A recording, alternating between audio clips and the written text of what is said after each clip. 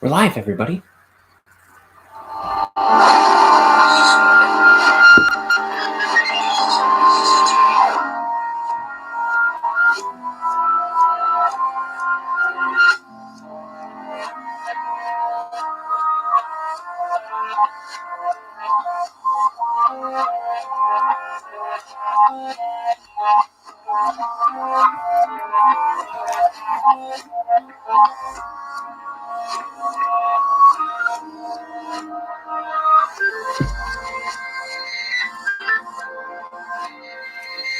It's time to draw. So, we're thinking pages again. This is where I left off on Friday. We're picking it back up. I'm Ryan O'Connor. I am drawing a comic, my first graphic novel called Bonehead. And this is where I am every day now, right here on YouTube, showing you how I'm making my comic. With me is my co-host, the girl from They Might Be Giants, and the Lord. Welcome to the show. So, on the last one, I said I would be doing a review of the new Rugrats. So I started a Paramount Plus just for that, so I could review it here. So that's what we're going to be doing today, and we'll talk about that in just a moment. Let's get into the drawing.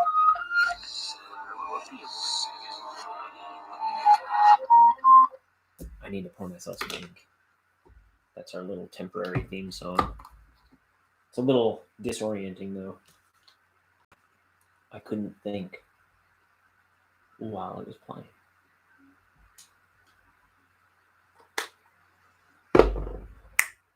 You know what I should do? Send out the link to the show. So we're gonna do that real quick. What is it? YouTube. What is it? YouTube. Yep.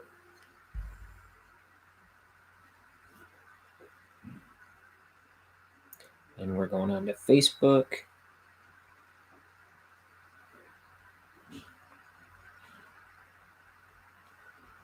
Inking right now.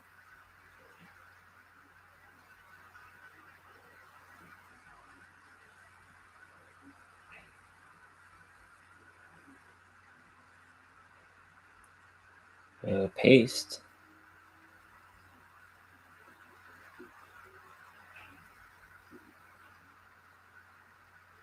Post. Now we're going on the Twitter. Inking right now.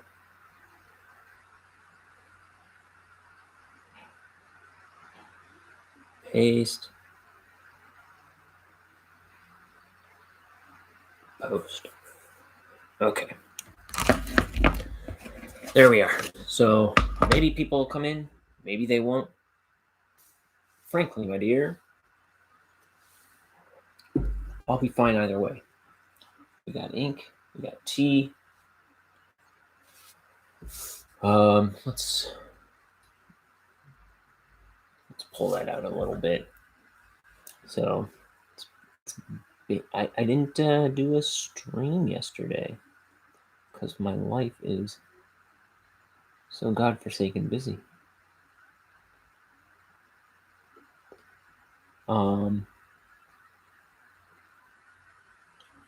Yeah, my past 24 hours or more have just been packed. I was trying to get on here for like a solid hour, and it was just a chore trying to get this video started. But that's okay. We're here now. I did watch the first few episodes of the new Rugrats, and well, maybe I'll wait a minute. I'll see if anybody pops in the next few minutes, and I'll whether or not they do, I'll start talking about it then. Looking for my ink. It's blending in with my desk. So, yesterday I went to a family party just for the summer. My sister wanted to throw a pool party at her new place, and it was a blast. It was a dang riot.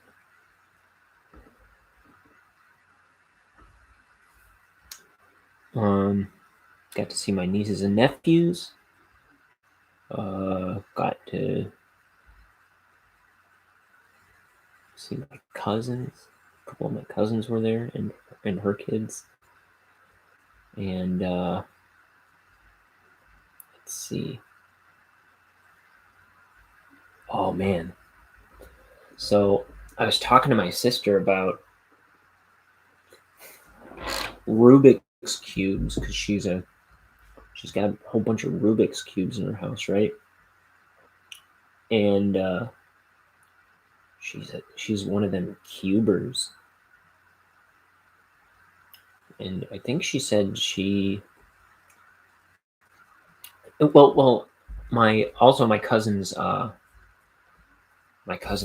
boyfriend was talking about him, and I guess he's really good at him too. He was saying that he's done a Rubik's cube in like 38 seconds is his fastest time, and my sister's fastest time, I think she was saying it was like 2.5 minutes or something. So I was like, one of these days,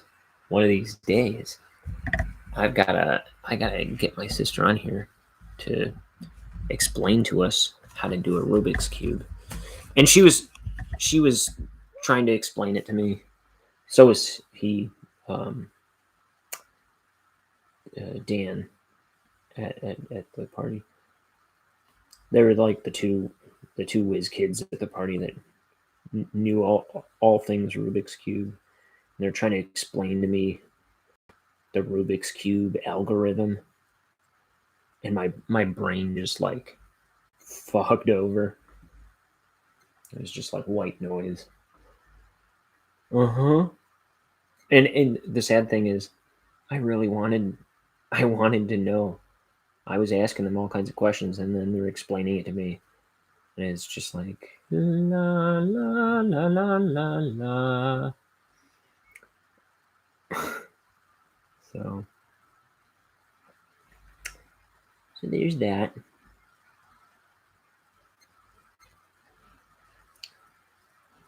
But one of these days I'm gonna have to get Kaylee on here, and she'll teach you how to do a Rubik's cube.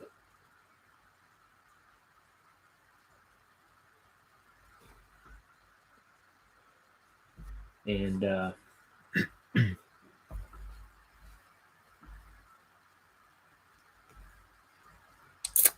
let's see what else went on. Do you believe I showed up to a pool party with forgetting to bring a bathing suit? So I didn't even go in the pool. What a maroon. What a hack. What a coward. What a waste of space.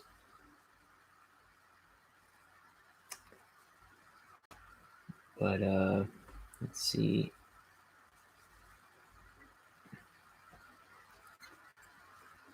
And today, went to church.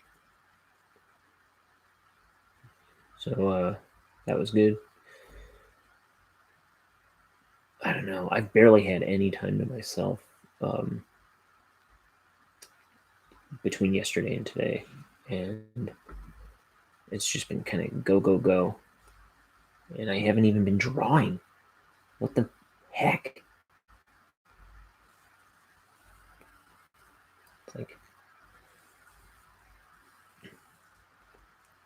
I'm like ready to explode here.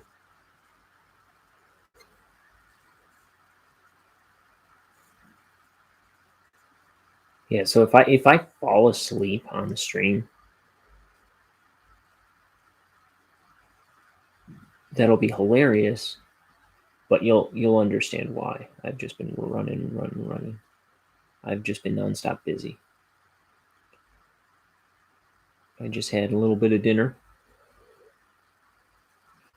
and feeling good. We got our cheese, so I think everything's gonna work out.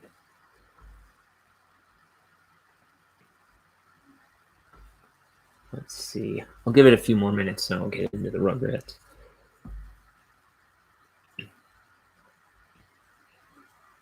Once we get to like 15 minutes in, I think.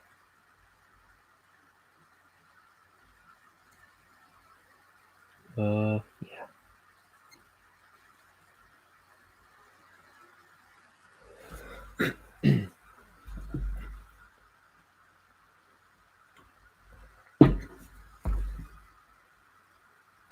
So, I hope this stream is finding everyone well. I hope you are having a great weekend. It's coming to a close, as all good weekends do. Let's see if we can tighten up this point. Yeah, there's a stray hair, but that's fine.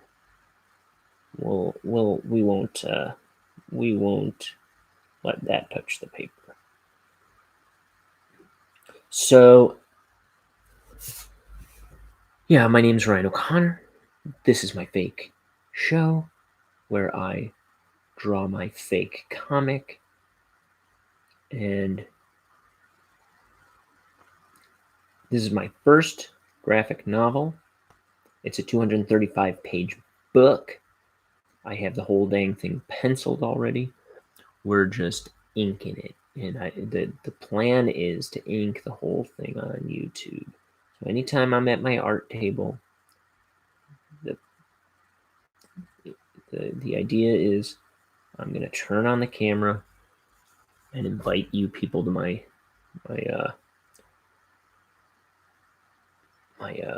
little project here. You can see me make it. Now, sometimes I can't be as chatty as other times, and that might get boring. Sometimes I won't stop talking, and you'll be ready to throw things at me.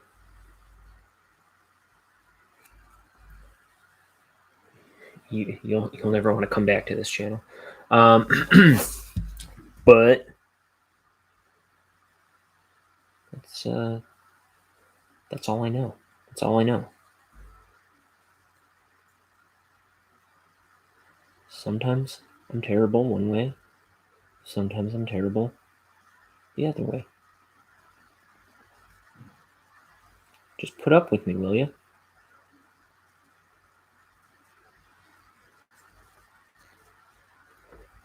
Just subscribe. Just give me hours and hours of views. Would you? Would you consider it? That would be considerate.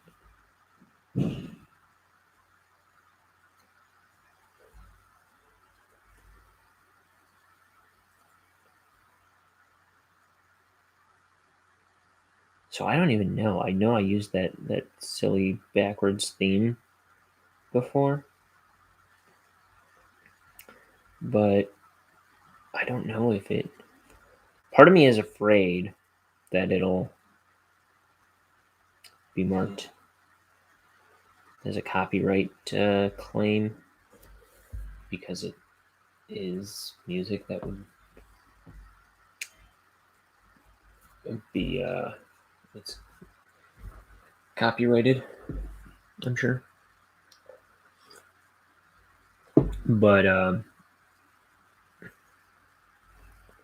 did some super special editing to it in that I reversed it so I could use it.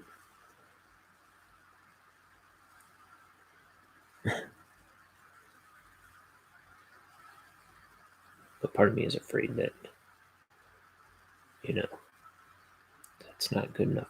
I'm almost certain it is very much good enough. But, whatever. Who cares? Man,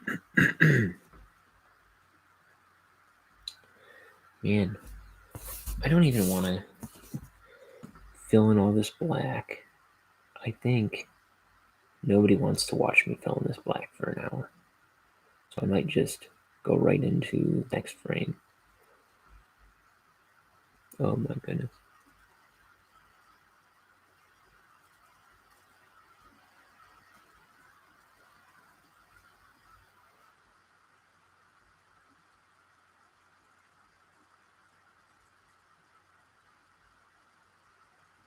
So yeah, if you like supporting artists, I'm not asking for any money. I'm just asking share it with your friends. Show your artistic friends. Show your comic loving friends. Show your friends who want to make comics. Tell them I'm showing you how I'm doing it. This is my first time. I'm getting off my butt and making a project. I'm following through. I'll kind of just empty out my brain as I'm doing it. And I'm figuring out all the problems I'm gonna figure out all the problems as I go, and pass the learning on to you for free. Isn't that nice of me? What a saint! What a swell guy! I say he deserves some serious subscriptions. Maybe some insincere subscriptions as well. Like just kind of do it kind of sarcastically. Well, there, I'm subscribed. But you have to actually do it.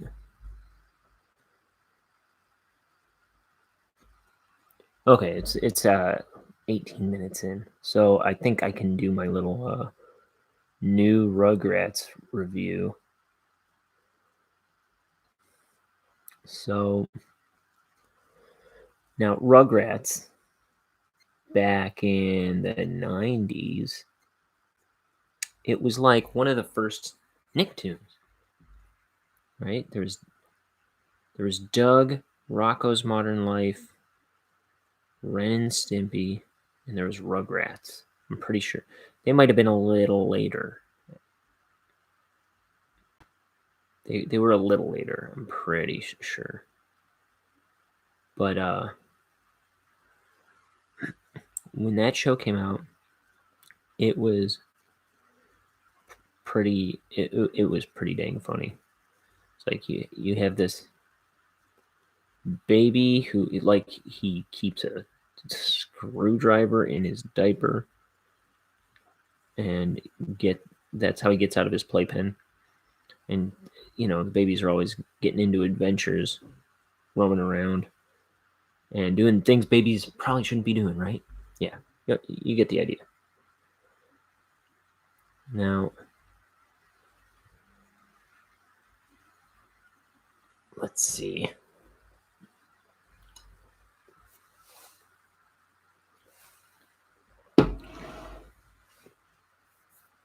Um,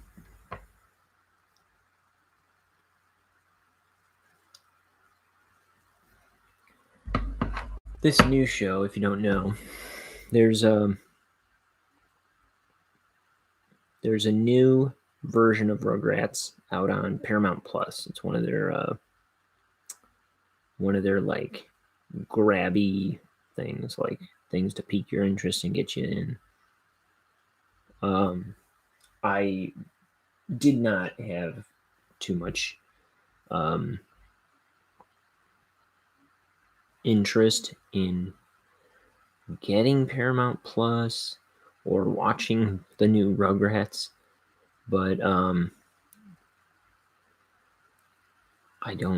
not interested in that at all. But my roommates watched the first episode, or one of the first episodes, and they caught it on TV because it was like a promotion for Paramount Plus on Nickelodeon, and they said if you know, like they were doing a little preview, so to kind of like get in, they need people subscribing to their product. Okay, so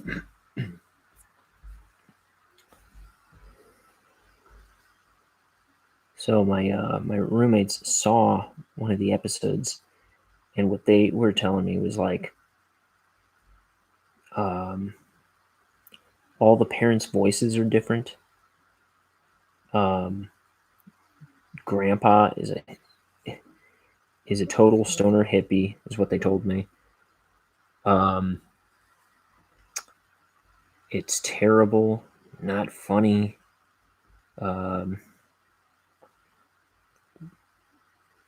Whatever. And I would expect that from one of my roommates, but both of them, it kind of surprised me. So I was like, well, I gotta see just how bad this is. And I was talking about their reaction to it on my last episode, and then decided maybe I'll see if I can check it out, and I'll just say what I think of it. Oh man, just kind of sprayed ink all over my finger somehow. Okay. Yeah, I'm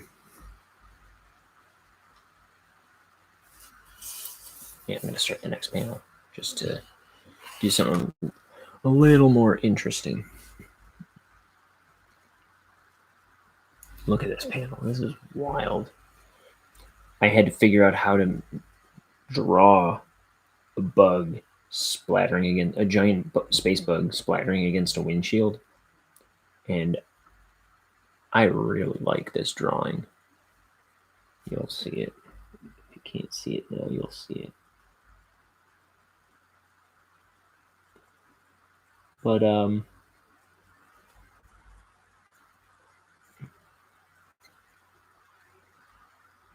so yeah, I pulled it up on the I signed up for Paramount Plus.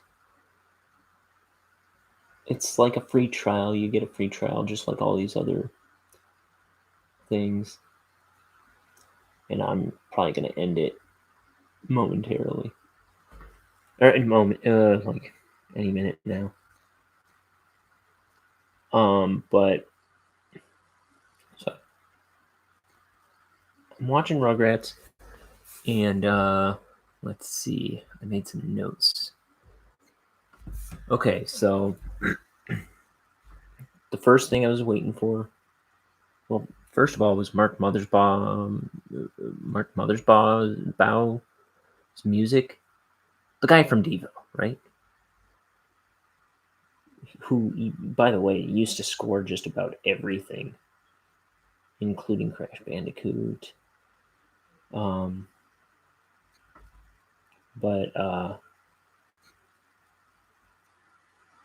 the first episode opens, no Baba. You know what I mean? They show the title and everything, and it's not that music at all. I was like, that's a glaring problem. like that. This doesn't feel very Rugrats, but it was there in subsequent episodes. But for that very first one, it's like you're waiting for it, and it doesn't happen. It was just weird. It was like, but it does do it in the other ones. They do have like the kind of classic Rugrats music. I feel like it's a little subdued. I think it didn't feel very present, if I recall. It was a little like underplayed. I don't know how bombastic the Rugrats scoring music should be, but it didn't seem as prominent as it was before, is how I felt. Also, okay. The very next thing I was looking for was Rugrats always started the cartoons with these abstract openings where you'd be like, I don't know what I'm looking at. I don't know what I'm looking at. Or there'd be some like trick opening shot, right?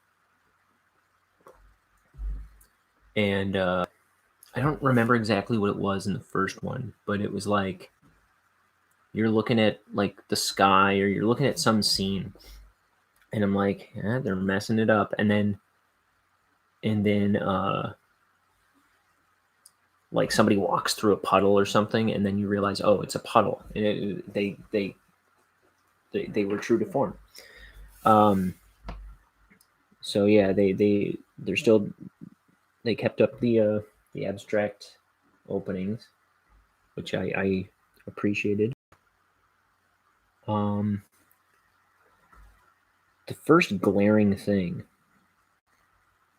is the new adult voices. Now I don't know if everybody's did. I know the guy that voices Stu Pickles. He died. I read that. But they recast all the adult voices for some reason. Because Kath Susay, like she came out of her cryogenic chamber, and I don't mean that to sound like an insult to her. I was just saying, she was as good as retired, I believe, and so she's on the show as Phil and Lil. She also used to voice Betty DeVille, right? But not anymore. Now they've got that girl. She was in Dead to Me and Parks and Rec. Oh, I don't know her name. First place I ever saw her was Parks and Rec. And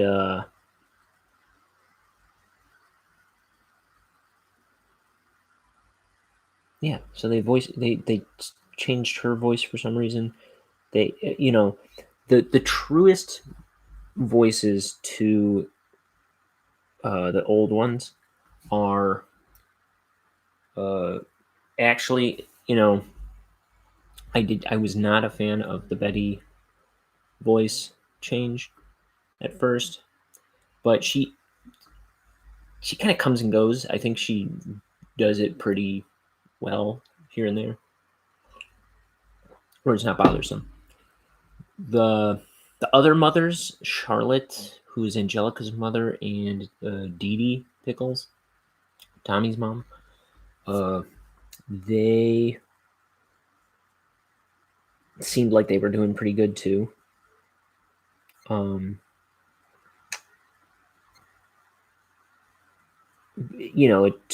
takes a couple episodes to warm up to them.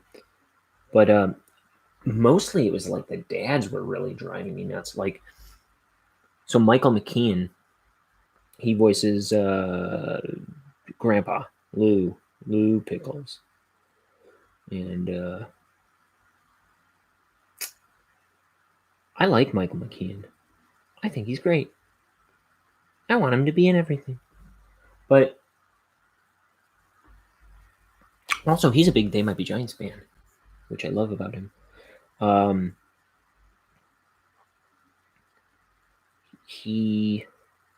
he doesn't, like, he just does his regular speaking voice,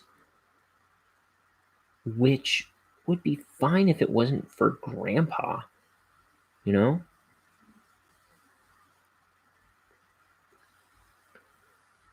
And then there's scenes with, like, Grandpa, Stu, and Drew, Angelica's dad, and it's like they all sound the same. They're just regular guy voices.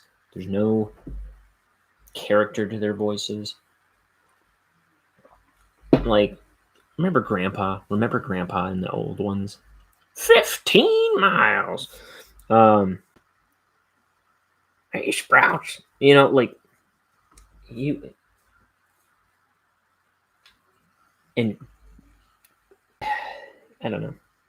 Like I say, I like Michael McKean. I'm glad he's in things. And this is the guy who plays Chuck in Better Call Saul, if you don't know. Maybe you don't know that. I don't know. I don't know what you know. But he's an actor that goes way back. Anyway.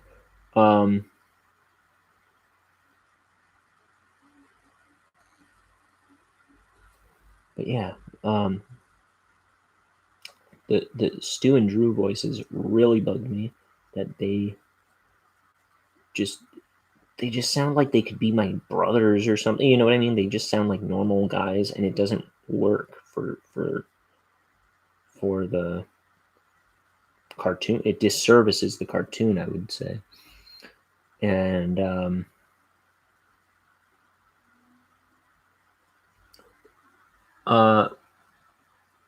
another thing, they're playing the parents too young, I feel like, where that disservices the cartoon. They're trying to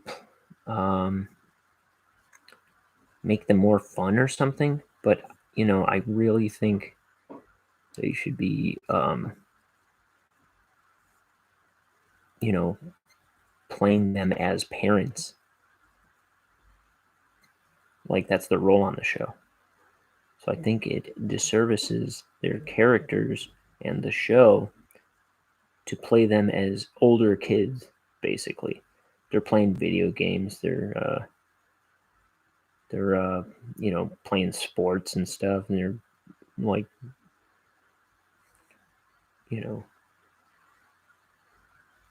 calling each other names and things like that. I don't know what they're doing, but it just seems like it's a misstep. It feels off. Doesn't feel appropriate for what the characters are kind of supposed to be, right? And how my roommates described Grandpa to me, I feel like it was a little off. Like, I don't feel like he's like a total stoner hip. I mean, I think they are playing him as a little bit hippie, but I'm not bothered by his character. Mostly just the voice, really. Sorry, Michael McKean. I love you. I just think the voice should have more character. And that's the other thing. I was looking up a lot of these new voices. Half of them are from, like, Veep. They've got Tony Hale doing Chucky's dad. Chaz, which I love Tony Hale. His was actually probably one of the more he was trying to do the right voice, kind of. He was trying to do a voice that it was supposed to be. I mean, can you imagine though if Chaz Finster, just talked like a normal bro like the other guys? Ew, so useless. I felt like they played him a little too like stupid, nerdy, geeky. I don't know. Maybe that's fine. I don't care. Whatever. One thing I know, when I was talking about the show, I mentioned Charlie Adler and how much I loved his voice. He shows up in the first episode. I'm pretty sure it's the first episode. One of the first episodes, anyway. I think it was the first. Charlie Adler shows up, and I was just talking about how I miss him. He's not really in much of anything anymore. And speak of the devil, and he pops right up. He was in it. And that made me real happy.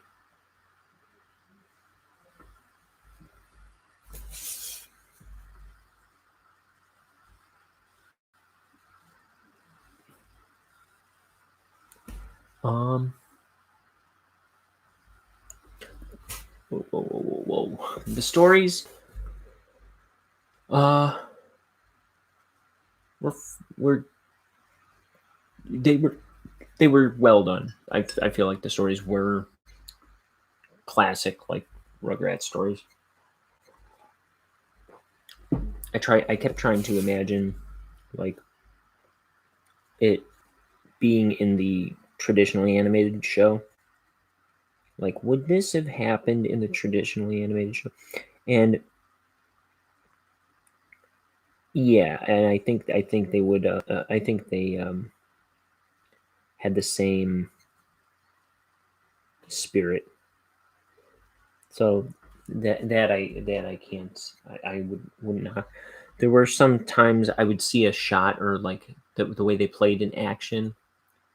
I could tell it was something that would have appeared on the cartoon differently before, but I think it was like playing up to the style of the CG animation, which is fine. Sometimes I feel like the shots and everything are not as cinematic as they should be. They're not filmed dynamically enough. I felt that a lot, actually. I feel like I kept seeing shots that I was like, that why did they not do a bigger shot out of this? Like I don't know. Whatever.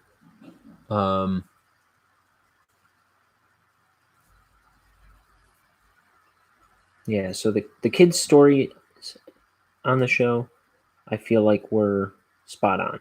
They were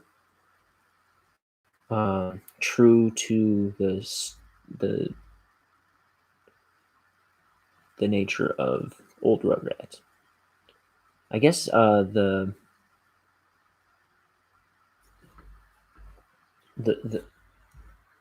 I didn't feel like the adult stories were quite the same. Like I was saying, I feel like they're playing them too young. They're trying to make the adults appeal to kids more, I think, by making them funner. And I think it loses a lot of the specialness that the original Rugrats had. You know, they were just like working stiffs that kind of had too much on their plate half the time and blah blah blah, and you know, they have adult problems. Like they, you know, it wasn't. It was kind of subtle, but it was. I always thought the parents were funny as a kid, um, and they were a big part of the show. The, but when they're playing video games and they're screen, yeah, sure, make it more modern, but it just felt uh, unauthentic. They didn't feel they aren't being played as parents really very well.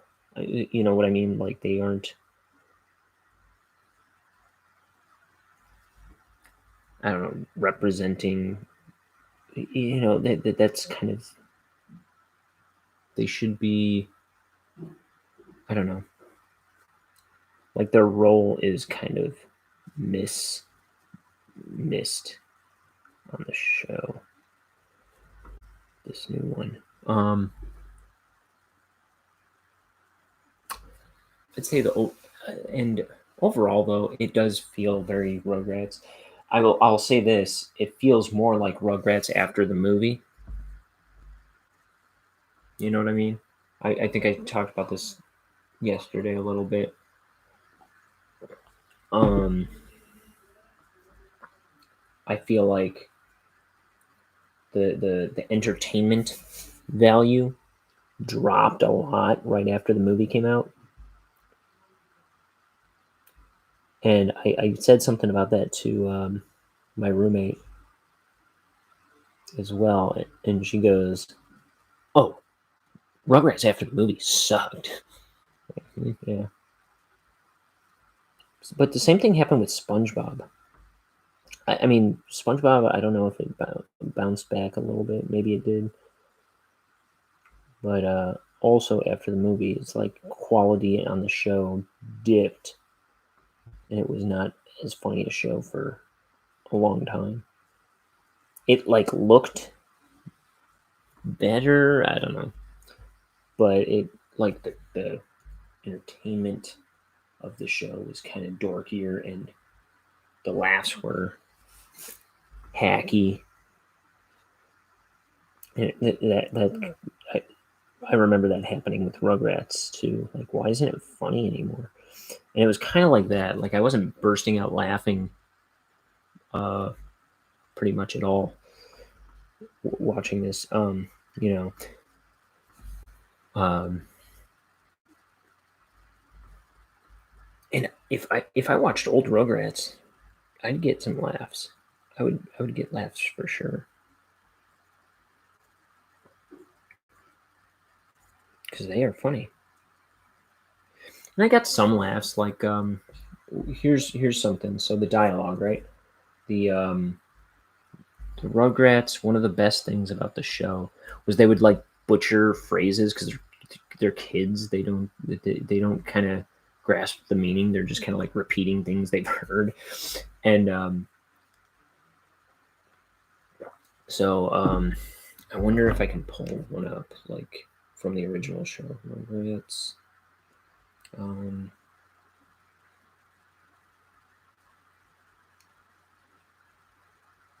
wrong wrong side of the bread. Like they would just say stupid stuff like that, like mess up like common phrases. So help me, Bob. Um, and I'm sure there were plenty of really funny ones too.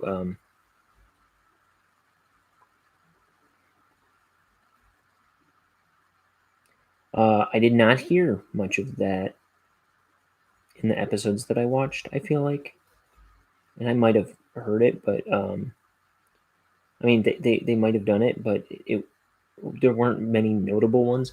One that I liked was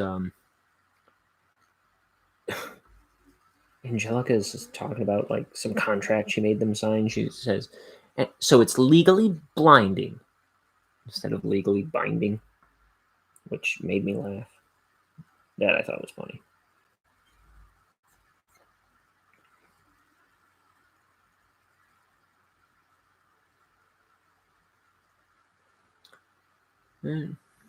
But yeah, I felt like they weren't doing that enough, or they weren't doing it well enough.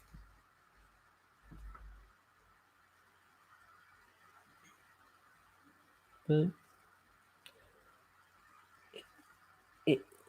if you like Rugrats, you might like it.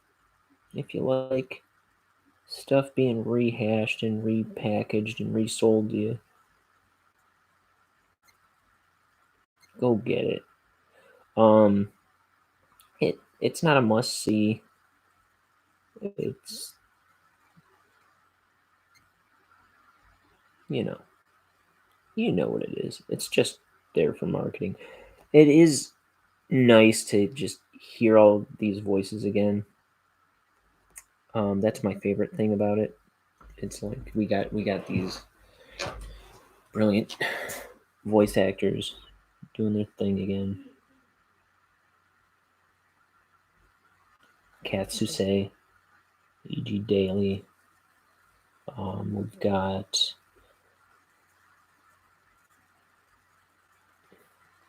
Candy Milo, I believe, doing Chucky. Now, Chucky was originally voiced by Christine Cavanaugh, who died, like I believe in her 40s, I think before she turned 50, during the original series, and was replaced with Candy Milo.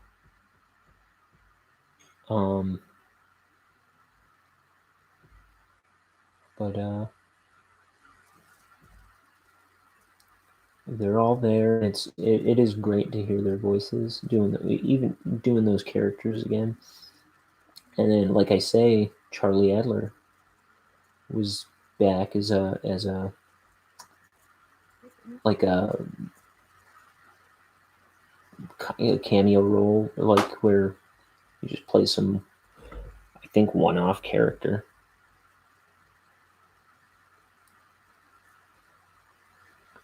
And that was just a pleasant surprise. Just considering I was talking about him the day before, saying I wish he would be in stuff again. Or earlier that day, I think. So that was nice. It's not the most exciting role he ever played. It's for the most part, it's a pretty straightforward role. But he does like that goofy kind of, like I always talk about what an insane voice actor he is, because the choices he makes are just weird and great, and like no one else would ever do the things he does into the mic. But so one of the first things out of his mouth is like a ooh, like he does that like goofy laugh, kind of like the red guy from Cow and Chicken, which just brought a huge smile to my face.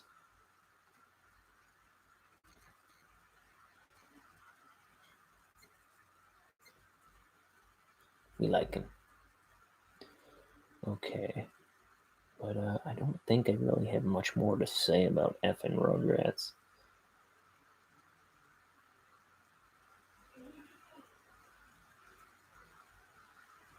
I'll leave a little white on here. Okay, let's get that note out of my face. Okay. So we're inking bugs. Okay. Ooh. Yeah. Eyeball.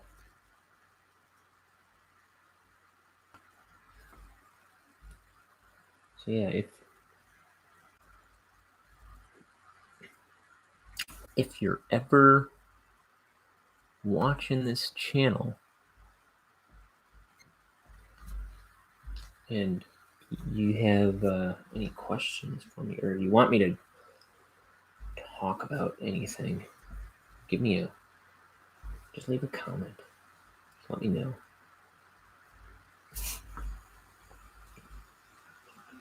So I always need something. I always need stuff to talk about. That's kind of why I wanted to do the Rugrats review, because I was like, I'll bet I could talk about that for a while. I mean, Rugrats. I'm not no diehard Rugrats fan or anything, but I figured I could talk about that for a bit. That's something I know about. 90s cartoons. 90s 90s bands. I don't know what particular kinds of bands. Marcy Playground I like. They're one of my favorites. Marcy Playground, Violent Femmes, They Might Be Giants, Soul Coughing, The Toadies, Local H.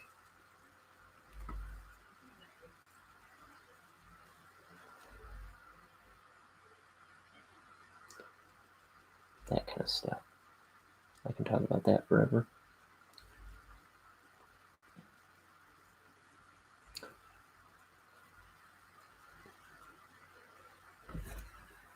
I do have ideas of stuff I want to talk about in future episodes, but not this one. Future shows. I've gotta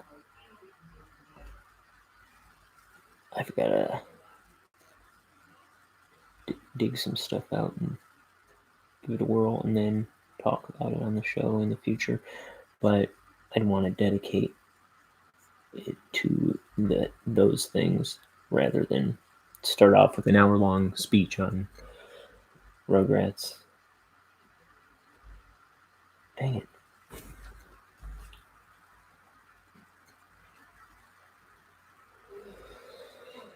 So we're drawing. We're making a book, guys. One panel at a time. We're making a book. Dude, this is whack. Okay.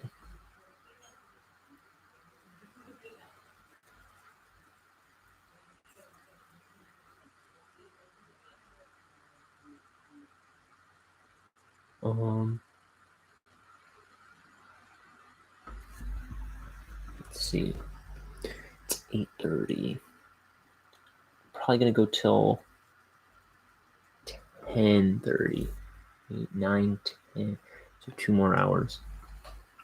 Who knows what I'll get, but apparently, I mean, I don't know if I'll finish this one today, which is tragic. I was moving at a better clip.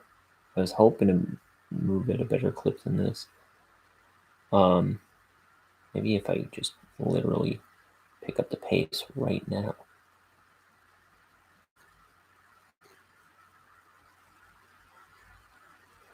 Maybe I can will myself to pick up the dang pace. Wouldn't that be lovely? Okay. I wish someone was in the chat. Do I want to do this exclamation point? I don't think I do. Take it out. Isn't that lovely?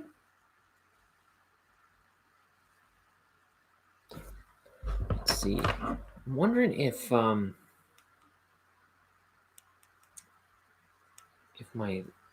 when I post the link, if it's getting any attention. Not on Twitter, because I don't get any love on Twitter. And not on Facebook. Dang. Shoot.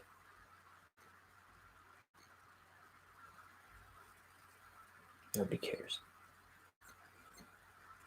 That's okay. I wouldn't either. How about that?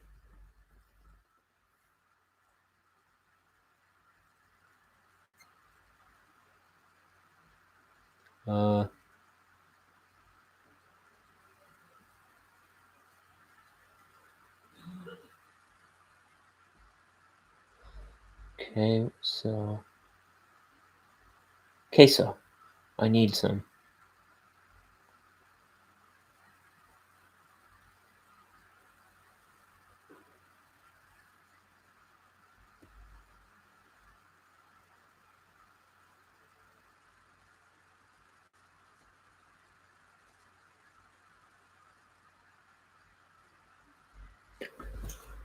Okay, what other things did I like back in those days?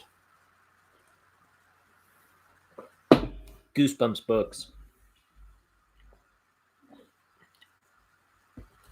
with the original covers drawn by Tim Jacobus. Look at this. Let me see if I can find it. I have. Oh, that's not it. Right around there. There it is. I got his autograph. Tim Jacobus. I met him at. I think I talked about it a little bit. I met him at a Detroit comic convention a couple years ago. Um, I was mainly going there to meet Billy West, and Bob Camp was also there, the showrunner of Ren and Stimpy, and directed many episodes. Very fun guy. Him and his uh, girlfriend, not his wife, I don't think.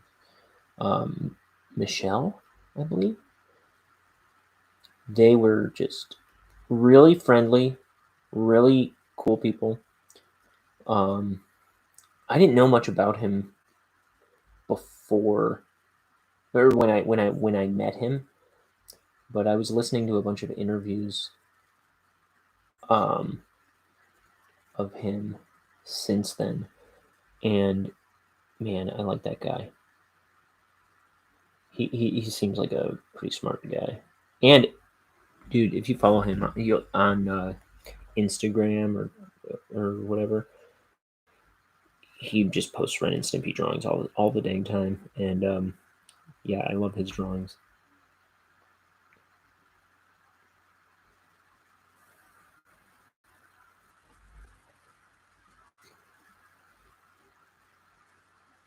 But yeah, I met Tim Jacobus and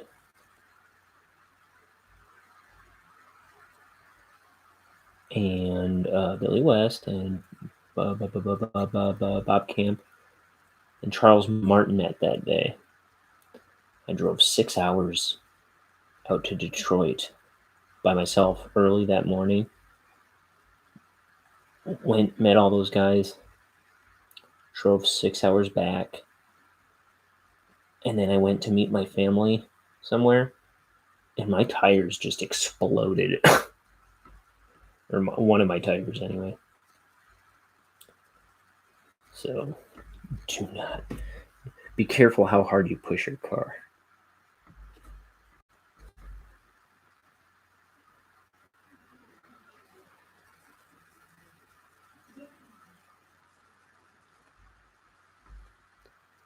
Okay. Coming up on an hour here.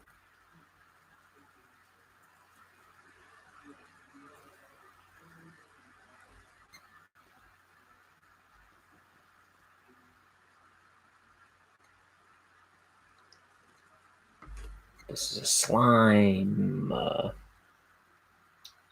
panel.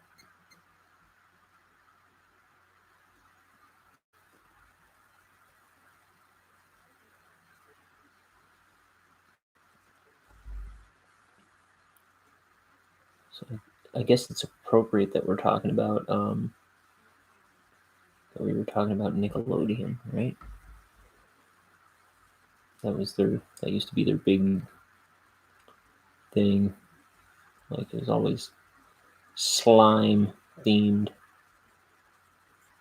on that channel.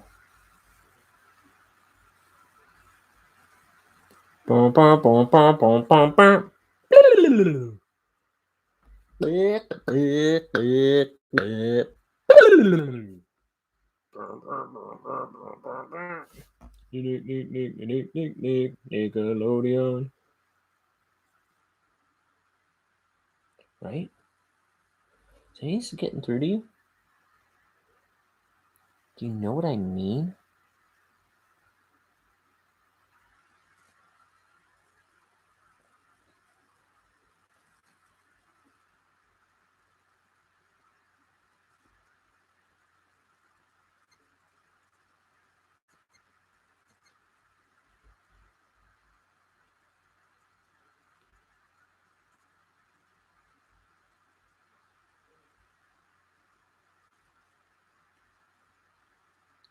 Let's see.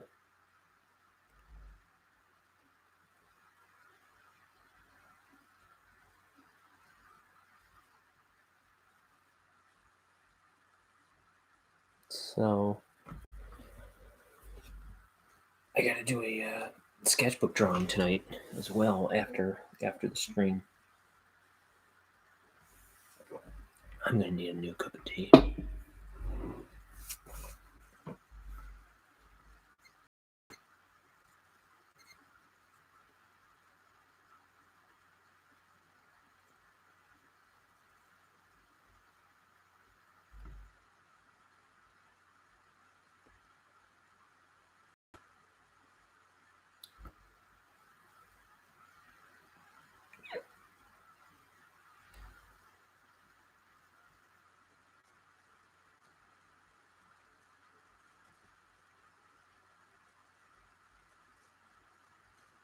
Oh, you know what? Speaking of 90s stuff, I think one of my podcasts that I listened to should have updated yesterday. He usually does it on Saturdays. It's a podcast where this guy talks about like kind of culty hit stuff, or I don't know, like kind of. He just talks about like random like 90s stuff usually, like kind of his nostalgia for various things.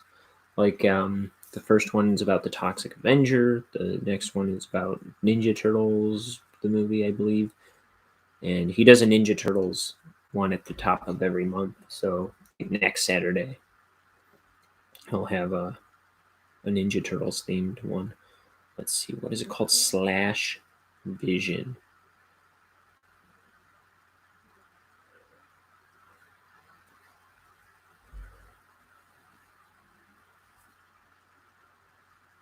So, no, he didn't do one this week. Okay. Dang. I wonder why. Maybe he was as busy as I was on Saturday.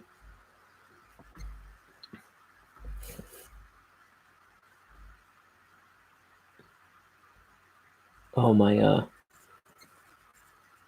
so I was recently talking about my sort of sister-in-law, how it was her birthday the other day. We were kind of celebrating yesterday since we were all together. And she was at a couple of years ago I did a painting for her and my brother because they have two they have three boys, but they had two boys at the time. And I did a watercolor painting, I think for her birthday. Yeah, it was for her birthday. I did a watercolor painting of her, my brother, and their two boys. And she was saying she wants me to do a new one with all three. Man, I knew that was going to happen though. I knew as I was painting it, I was like, they are going to have another kid, and this is going to be obsolete immediately. Sure enough. I mean, it wasn't immediately. I think there was about a year there, but that's immediate enough for the time I put into it. No, but I love that painting. But I'll do a new one for one of these days. Maybe I'll do that on my channel.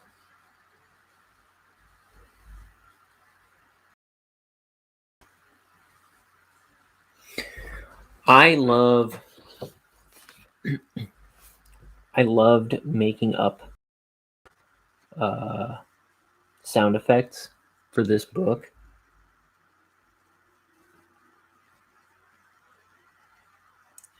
I was always just trying to come up with the funnest onomatopoeia for every given scenario. Like, okay, here's our bug smashing into the windshield. Splam! I thought that was a good one. And then the windshield wiper scooping the guts aside and smearing it all across the windshield. Squawk! That's how you do onomatopoeia. You gotta give it character.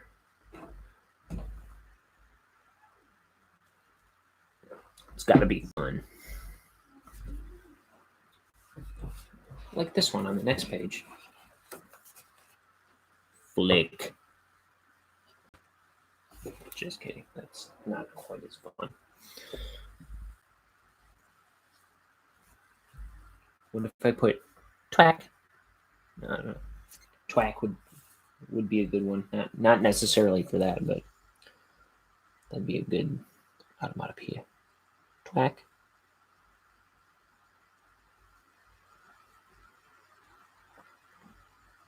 So generally, I would try not. I would think. I don't think I did it in the book very much. If I do, but I usually try to like not go for a standard. Slam, splat. I just kind of like made up my own.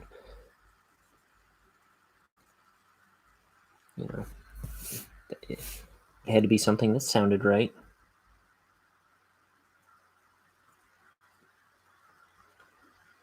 But sounded unique and fun.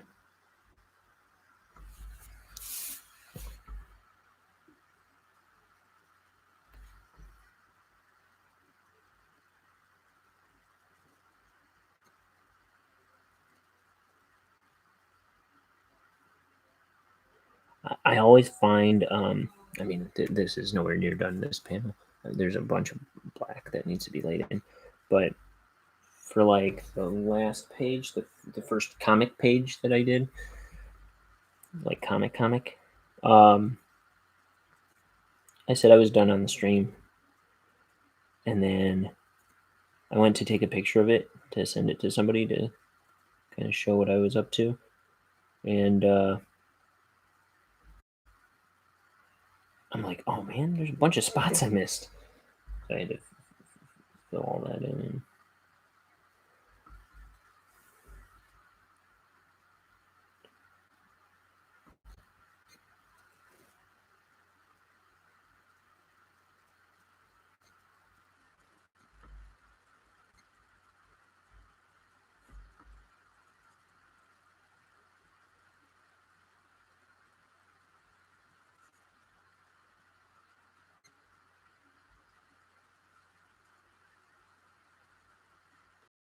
My hands are shaking.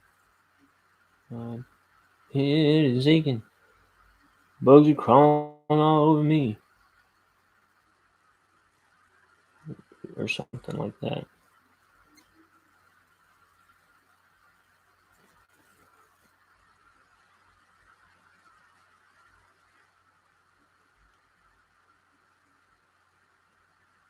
My hands are shaking. My mind is aching. Bugs are crawling all over me.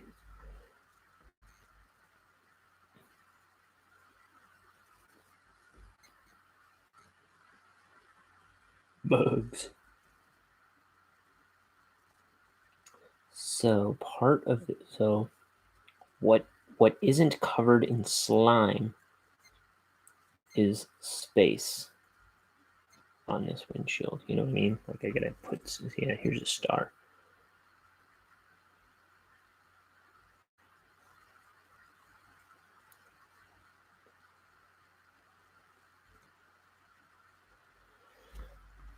Okay,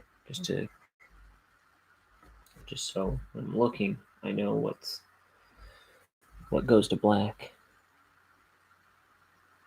What is slime? What is slime? Slime is a time to rhyme. Slime isn't a time, you twit.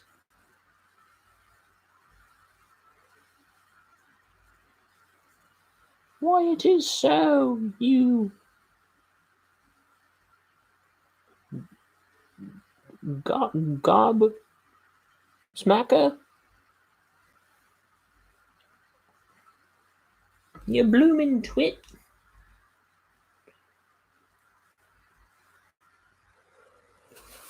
I'm a blooming twit.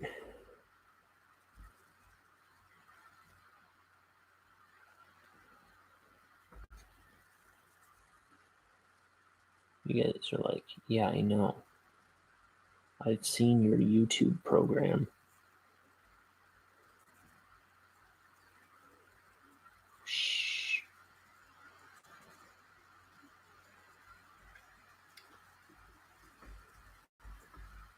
So I got a new subscriber, I understand, today. My friend Umema.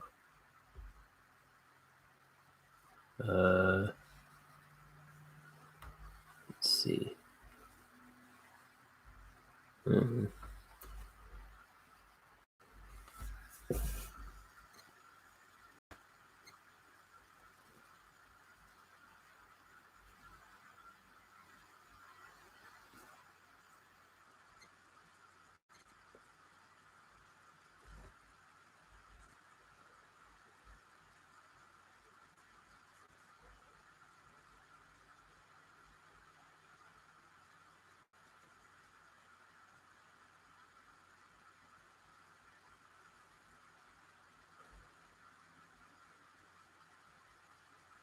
I'm a bloomin' twit, I is.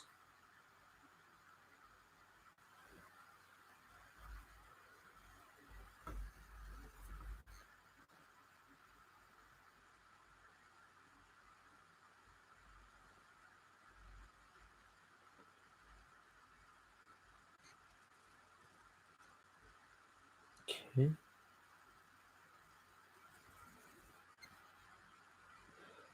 So I think in a couple days, my parents are flying out to old Mexico.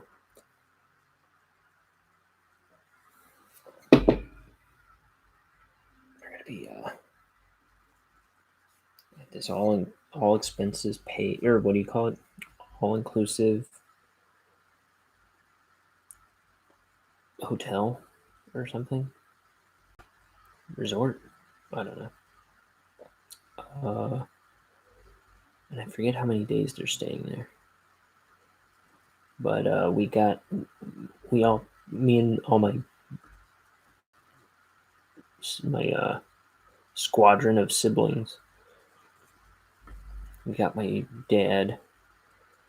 Well, we got my parents tickets to Mexico for my dad's 60th birthday because he's old.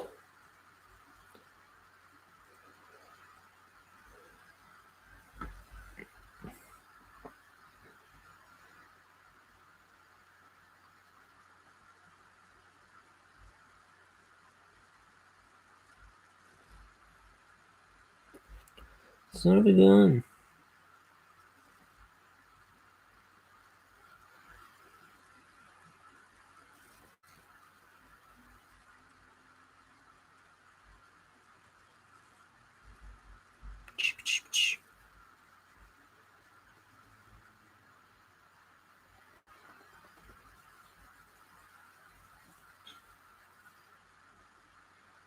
Mm-hmm.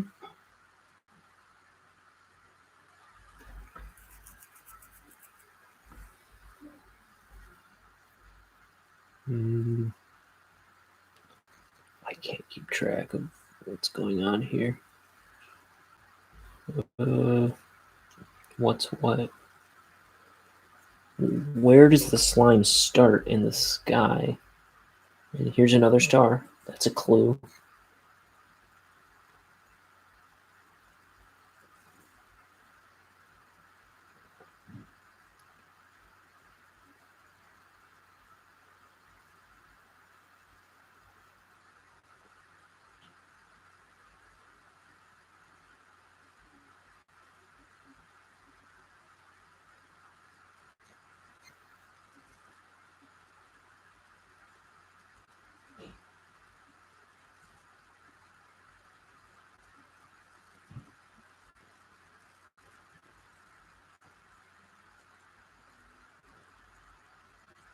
We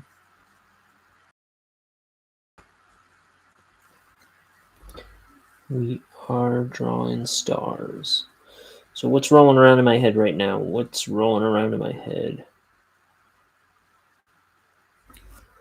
This sucking channel needs some viewers. Come on in, send people my way.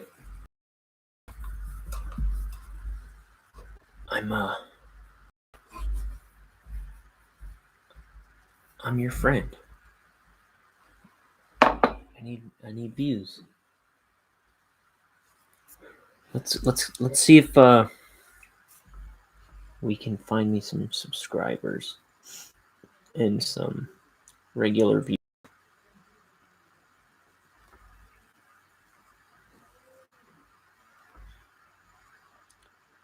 If you're watching this, thank you. I hope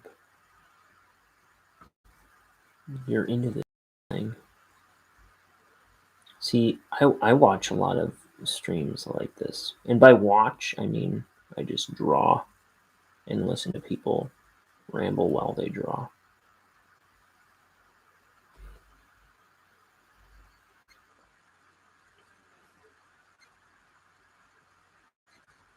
Yeah.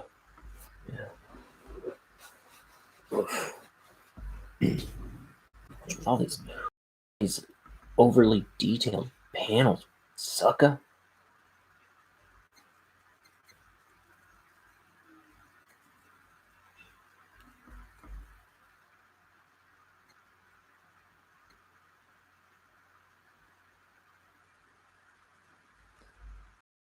There's a star.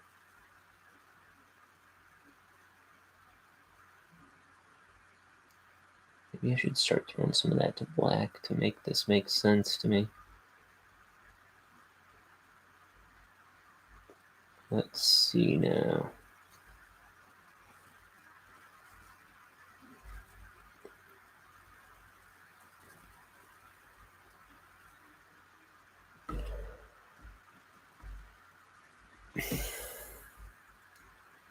We're drawing bugs. We're drawing bugs in the night sky. I don't know why.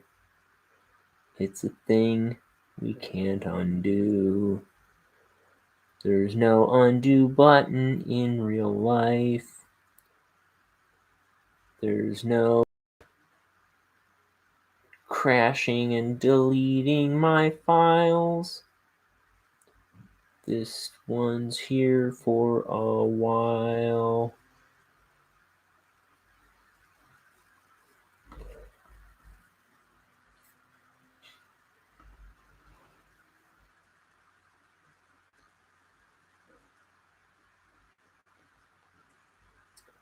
So,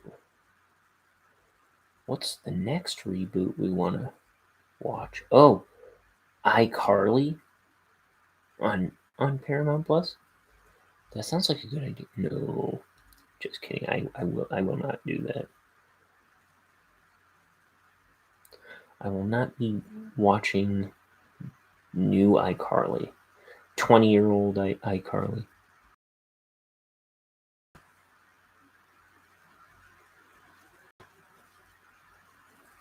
Dude, that kid, Freddie, he looks like a little man baby. He looks like Mac from Always Sunny, but if Mac was like 20 years younger and glued his current beard to his face.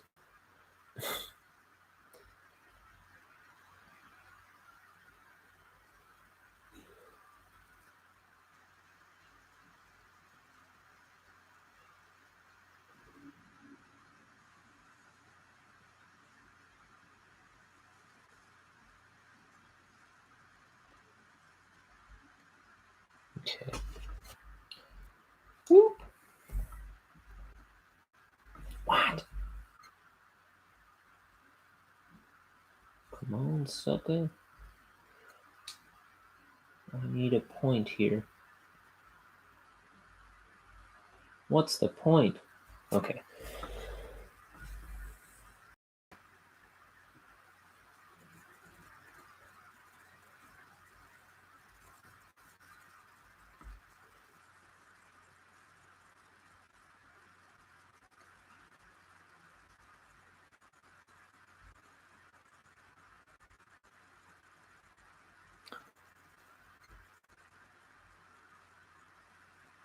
So let's see. I will, after tonight's, I'll be on again tomorrow night. Probably closer to 5 or 6 is what I'm gonna aim for. I'll say 6. Yeah. So I usually have to do a bit of prep work before starting a stream.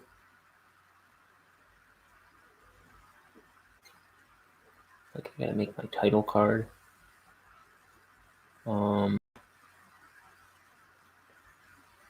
Sometimes getting things going.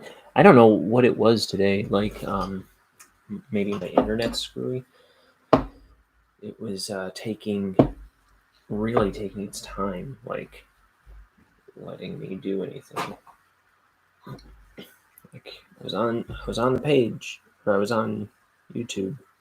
I was just waiting for it to let me put a title in and stuff. I was trying to copy the link for Twitter and Instagram to put in the description.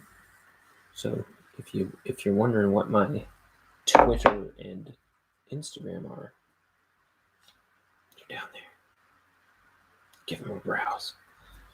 I do daily drawings. I didn't do one yesterday. I didn't do one other day this week, so sometimes other stuff gets in the way. But sometimes life gets in the way. But almost every day, I really do a new sketchbook, a colored sketchbook drawing.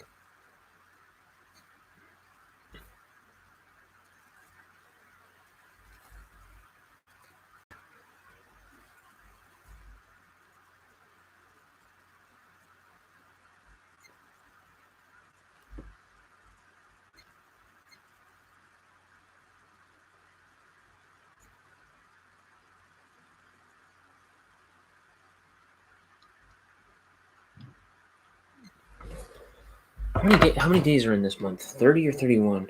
I think it's 31. 31. Dude, it's almost September, which means it's almost October, which means I'm almost 34. What's that about?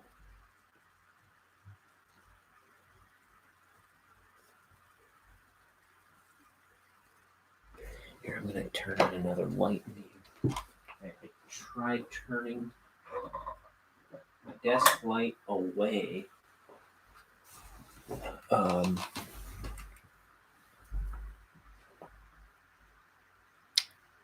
So it would illuminate the paper a little bit better, but now I couldn't see.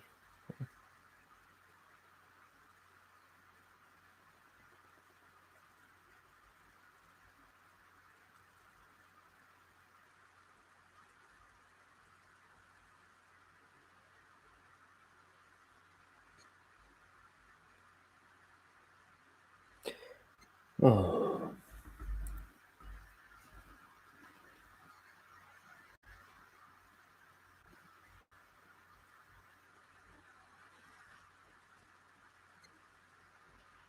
Oh, sucker.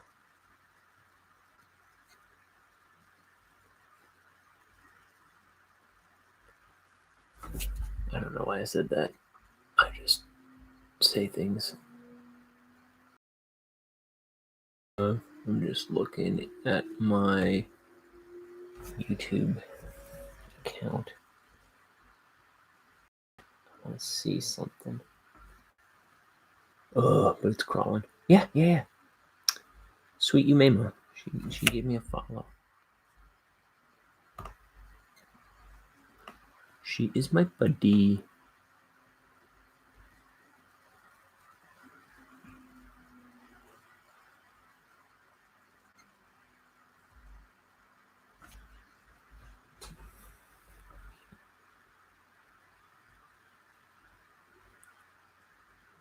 Now just like 1,000 more.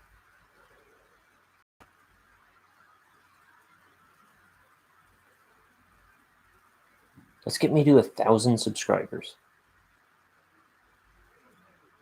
Think we can do that? We're at 18.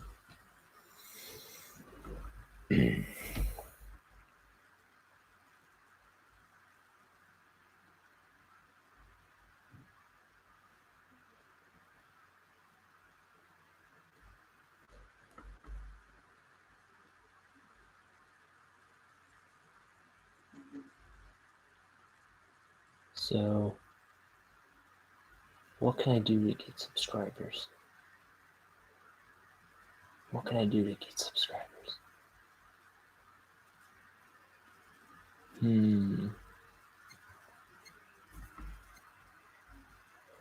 I could just go down to the library or something. Put up like a flyer. Watch me ink my comic book. That's pretty old school, Ryan. And also kind of stupid sounding. Would that work? Who goes to the dang library? I don't know. Plenty of people go to the library. Don't be silly. That's how I talk to myself. I just say something and I tell myself I'm an idiot for thinking that.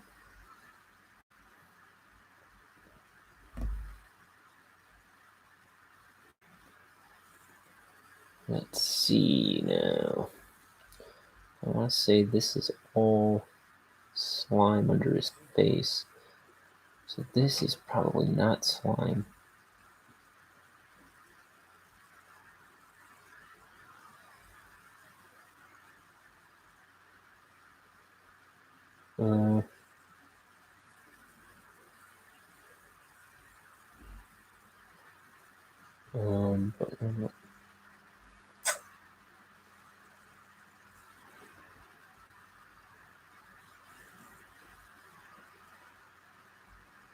Dude, it is too dark. I'm sorry. I'm gonna wash it out again.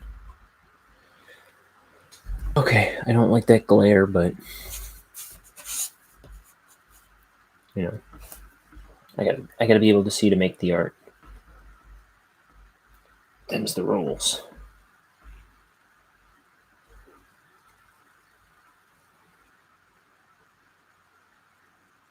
With guns. Kids with guns.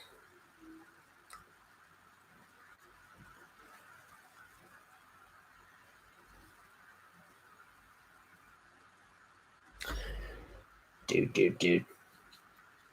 This ink is feeling gummy, but it's kind of been feeling that way since I started. What gives?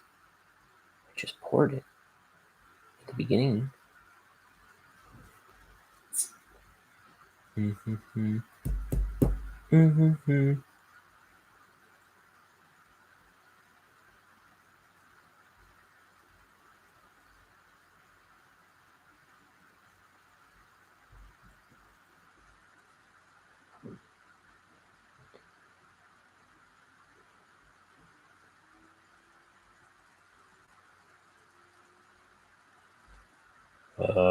Okay. Okay.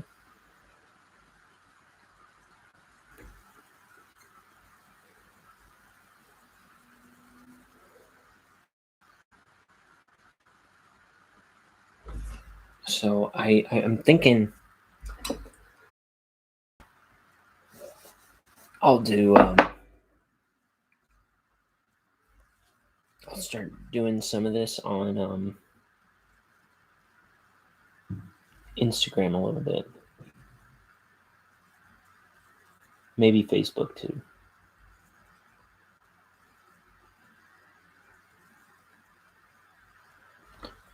And then direct them over here.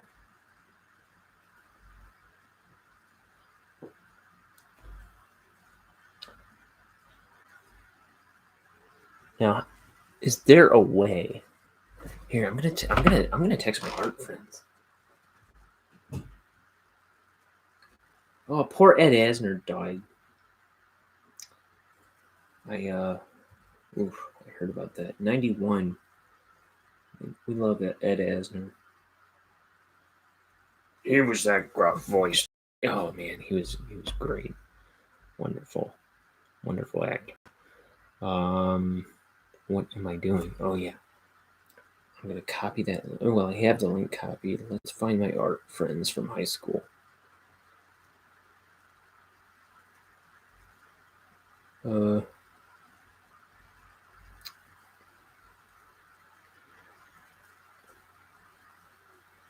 Is this them? This is guys. I'm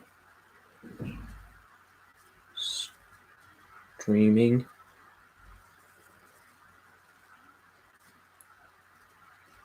It's what lie should I tell them? It's a cocktail party.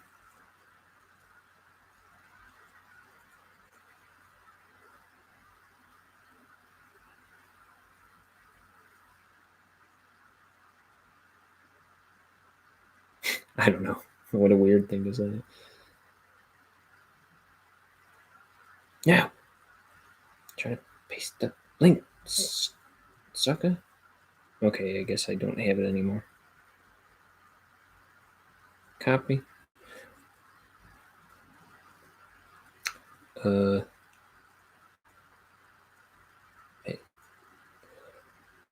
Let's make it a cocktail party.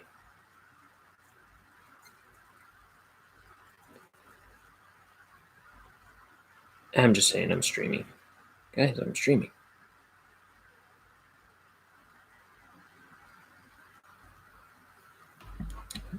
That'll shut him up.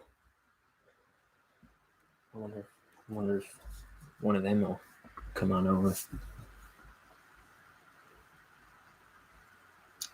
Yeah, I call them my art friends, because when I was in high school, I was in this like honors art program, and that's where I made like a lot of my lifelong friends. It was just me and a bunch of girls, but now they're all married and stuff. So I'm in with their husbands, living in different places. Two of them.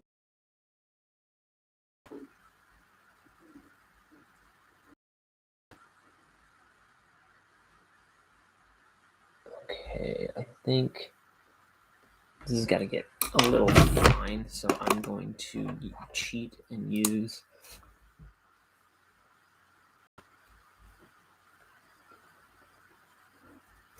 a little finer than this brush is allowing me to go right now.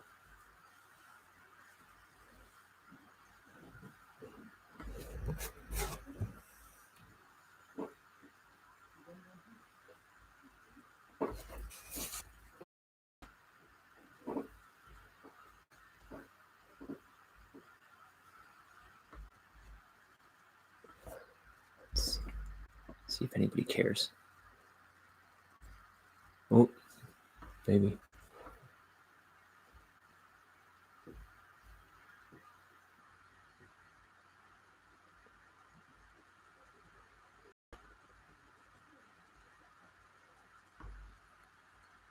So we're cheating. Oh, I'm totally cheating now. I was only trying to use it for this. I got lost my train of thought.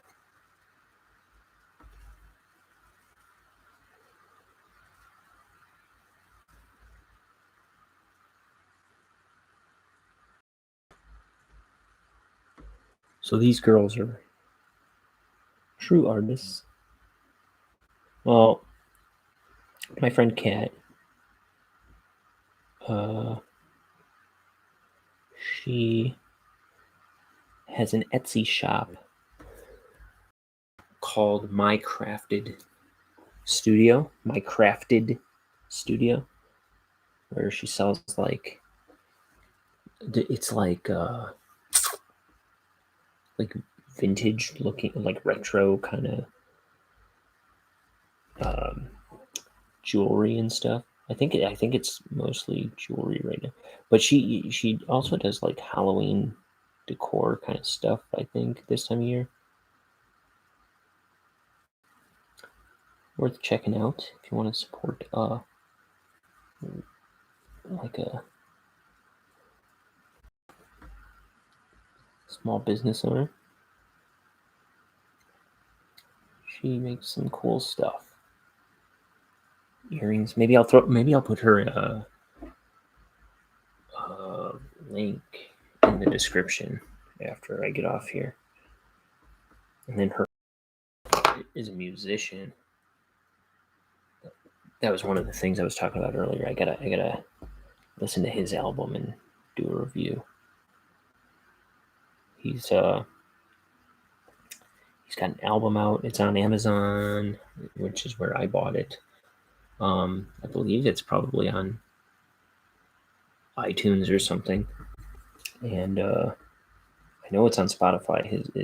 The artist name and album name are Data Lecher, DATA, and then Lecher. What I've heard is really good. I just bought the album like recently, even though it came out forever ago, because I'm that kind of friend. But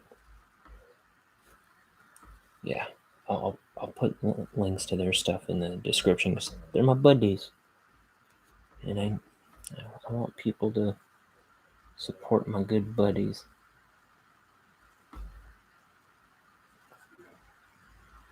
Give them a peek on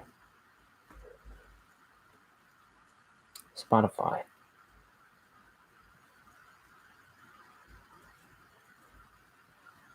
And if you don't have Spotify because you're someone like me, I mean, I have it now.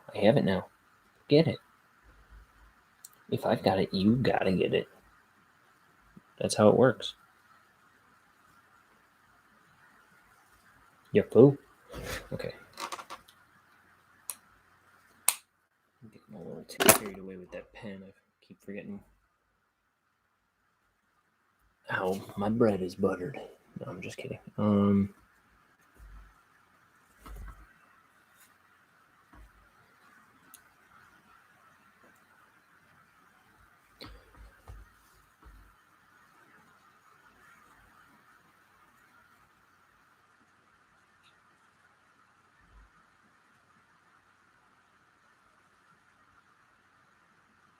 You buttered your bread. Now sleep in it. Oh, Jiminy Cricket, you fool.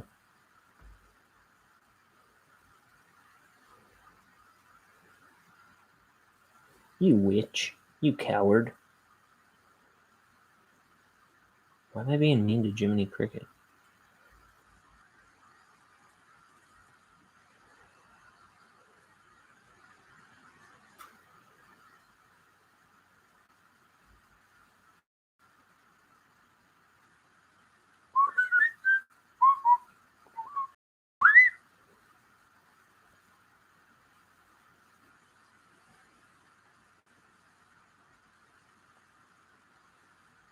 If you see temptation and the urge is very strong, just draw. Just draw. We're drawing.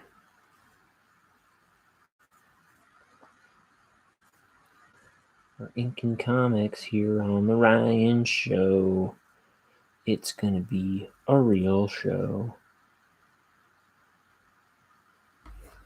Watch, I probably sent them not my show. Oh yeah, I did.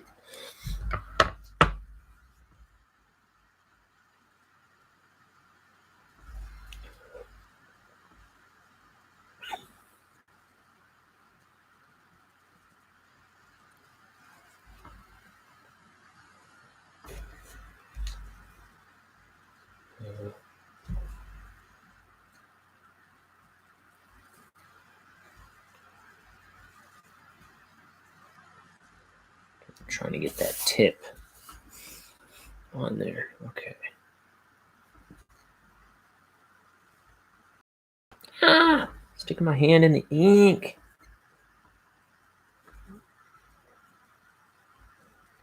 So we're doing.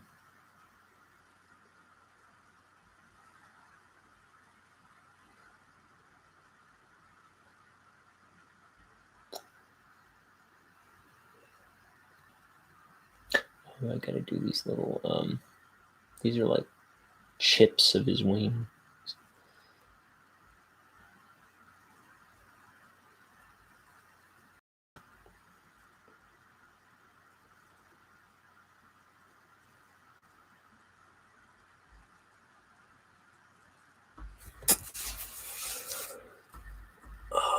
Making a book. More fun than it looks.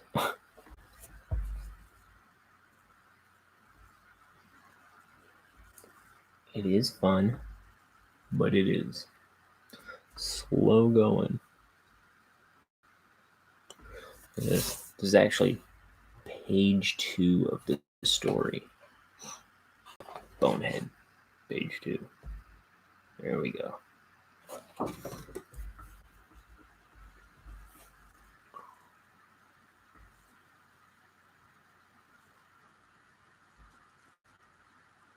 I just realized I was doing Pinocchio quotes again. I seem to quote Pinocchio a lot on this show. I don't know what the deal is with that. It keeps coming up.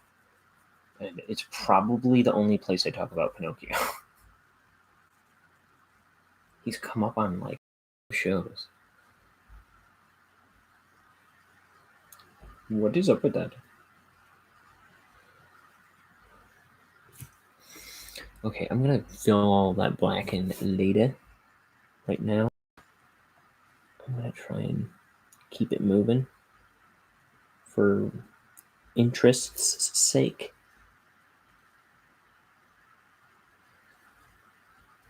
Dang.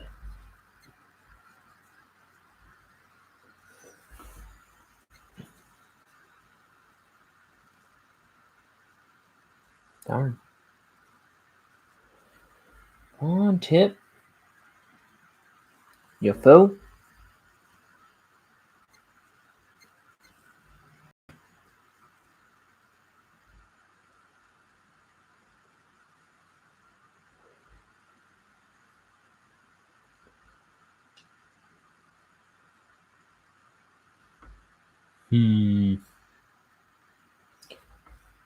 Okay.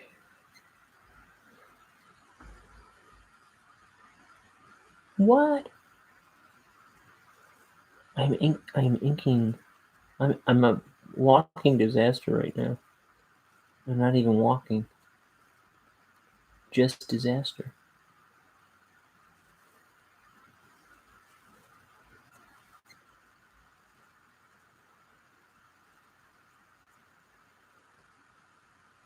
Oh, it's like I'm tearing this drawing to shreds right in front of you. I wish I would tear it to shreds and put it out of its misery, Jim and me.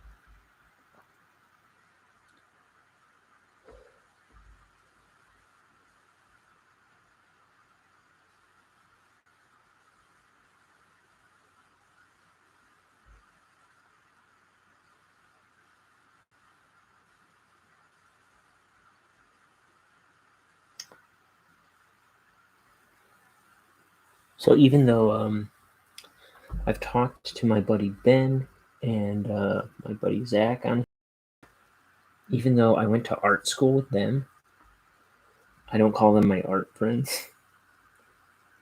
I call my girlfriends from high school. my art friends, because we were in that art academy together. They were all in it for 4 years. I came to that school my sophomore year, and I got in on my second semester. I applied for the art academy. That's what they called it. It was just like an honors art program where we had like a double art period at the end of the day, like just focused on making art. And yeah, and we were all, so we shared these classes at the end of every day for 3 years. For me, 3 years. Okay, 2.5, I guess, for me. No, yeah, 2.5.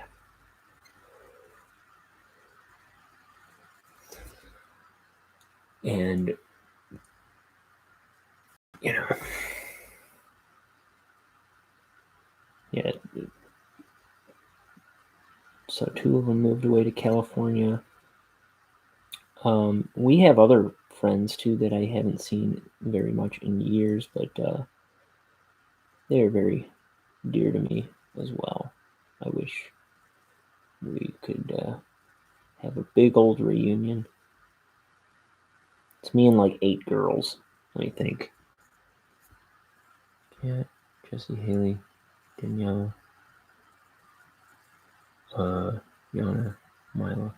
Wait, Kat, Jesse, Mila, Danielle, Charlene, Yana. I think that's it. There's me and 6 girls, I guess.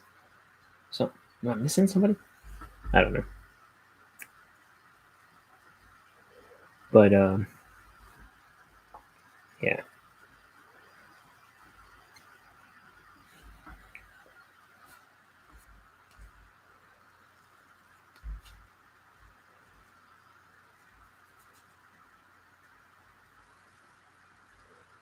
And yeah, they were just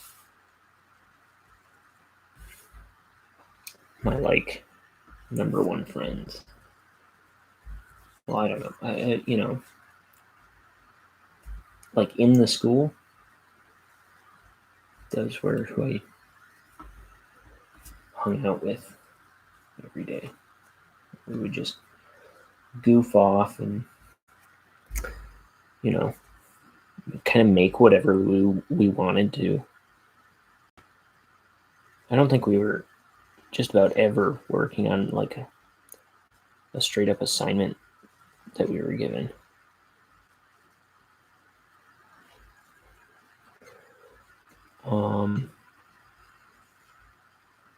I remember I made one year I made a blue canary stained glass nightlight. I made that at my aunt's house though, but I don't know what ever happened to it. It was like a stained glass bird that I designed. And I gotta get that cup of tea.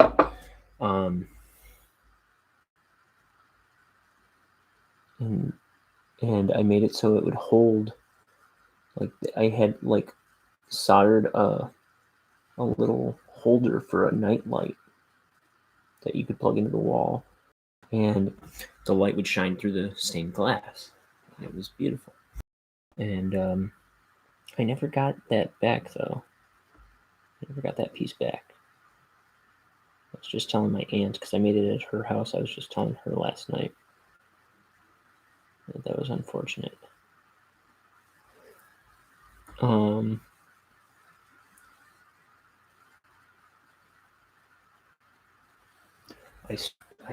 I know at one point where's my book? I started sculpting I was making like a 2-foot tall sculpting out of like those pink insulation boards, and I had most of his body carved out. I was gonna do his head separate, but I kind of like fell off that one before it was finished. What else? I have a giant number 2 pencil made out of paper mache that it's like 7 feet tall or something in my house. That I made that in high school. I didn't make it in the academy art classes. That was just a sculpture class I took, I think, before I got accepted into the art academy.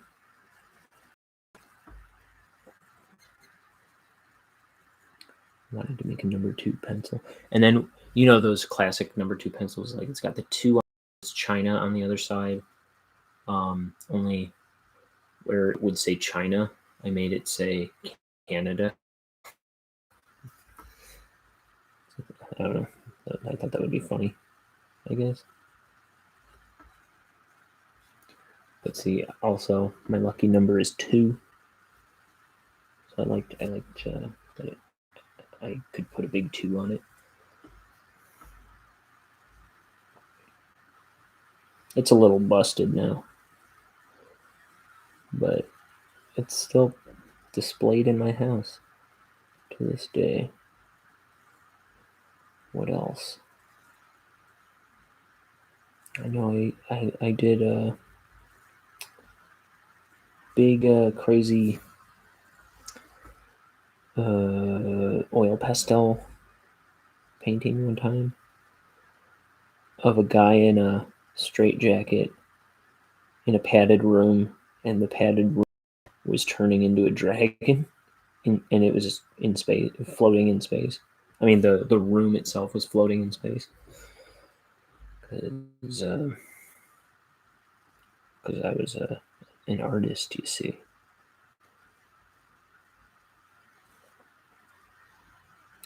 What else did I make?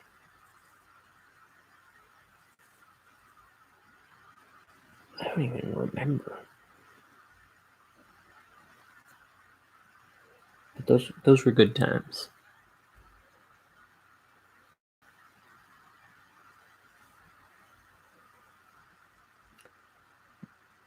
And those girls are the friends that kind of persisted over the years, in spite of moving, getting married, all the stuff that life throws at you. We've kind of stuck together anyway. And I would do anything for those friends.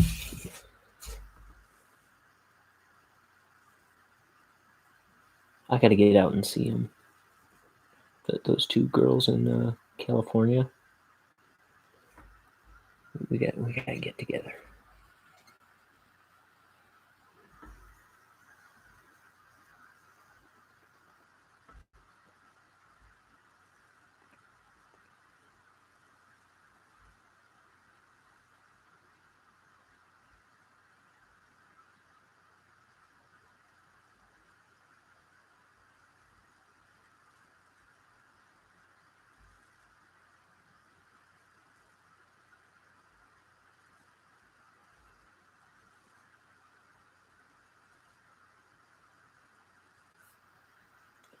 I just ran away from home. Now I'm going to Disneyland. I just robbed a grocery store. I'm going to Disneyland. I just flipped off President George. I'm going to Disneyland. I just watched a good man die. I'm going to Disneyland.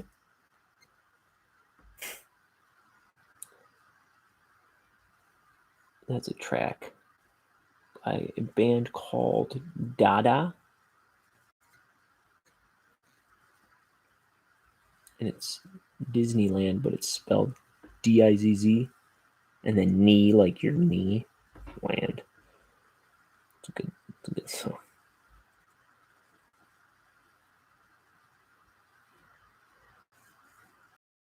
It's a fun song.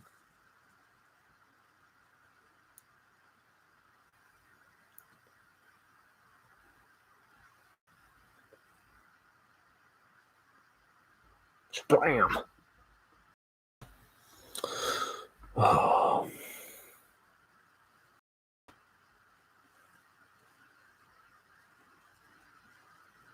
Shot my, was it fired my gun into the night? I'm going to Disneyland. Come on. I'm going to Disneyland.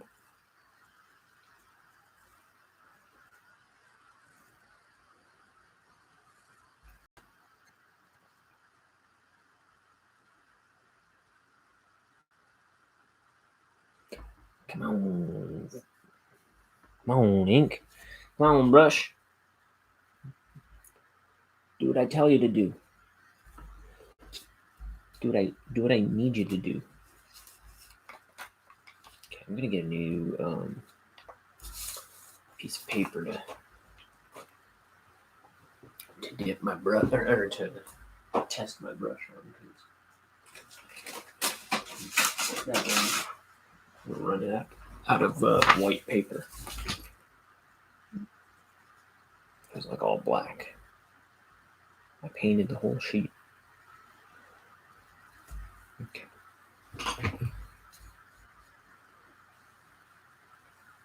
Okay.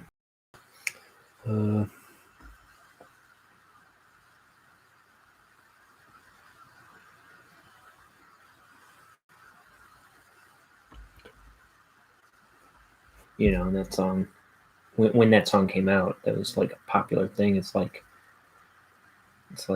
you just won the Olympics. What are you gonna do next? I'm going to Disneyland.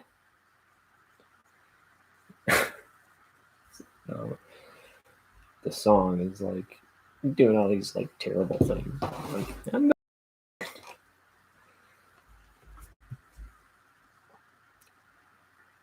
I just tossed 5th of gin. I'm going to Disneyland.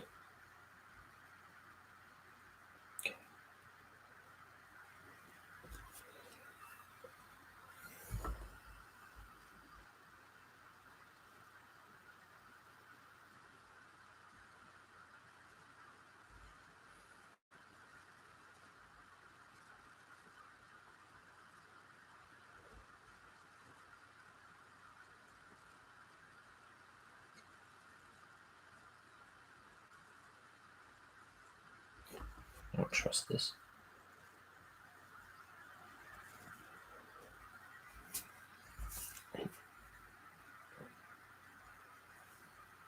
Come on, sucker. We need a point.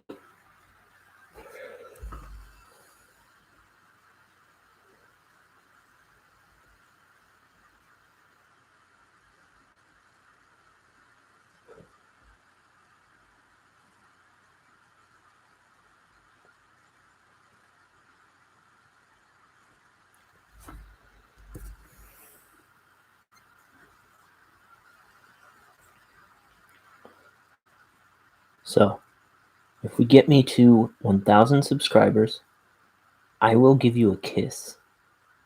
No, you don't want that.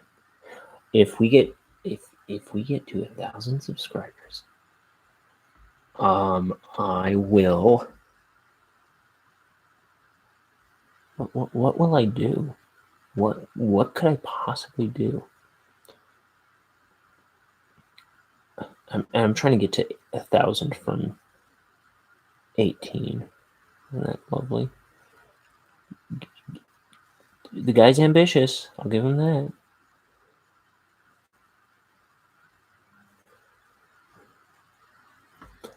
I'll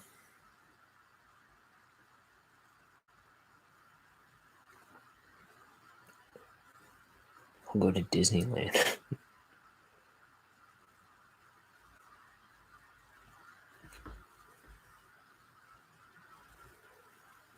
Okay, so who are these characters? They're not Bonehead. I meant to show Bonehead earlier. So here's the Bonehead character. He's the title character, right? What is Bonehead? I didn't do any of the front loading stuff, the front material stuff that I should say. I was distracted by my confusing theme song portion of the show. Dang, so my ink is dried up.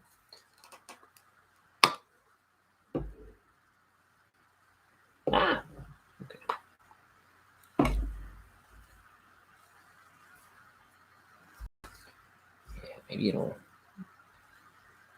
be easier to get a point now with some wetter, some fresh ink.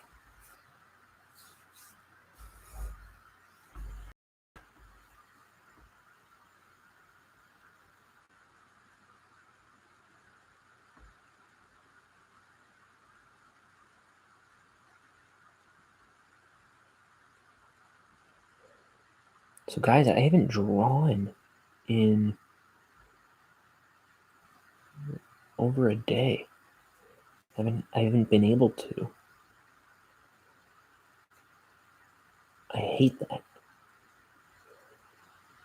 If I'm not drawing, I'm not happy.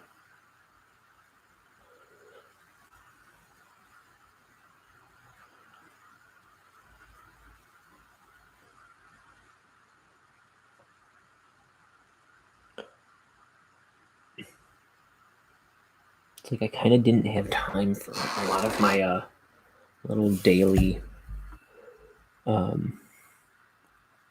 like I set all these like daily things that I do for myself every day. And yeah, yesterday I had no time for any of it. And it kind of bums me out when that happens. But I got to see all my brothers and sisters. I got to see my mom and dad, my godmother, my beautiful Aunt Maureen, and my cousins and my uncle, and my cousin's kids. They were wonderful. I just remembered one of them wanted he wanted a link to my YouTube channel because I drew a while back. I drew him on Halloween. I drew him a because he was dressed up as Black Panther and he wanted me to draw him something. I think he might have even asked for Black Panther, and I just threw one down real quick. And I think he still has it. And he was telling me yesterday that he really likes that drawing, and I'm really glad because I wasn't sure I could even draw Black Panther before I drew that.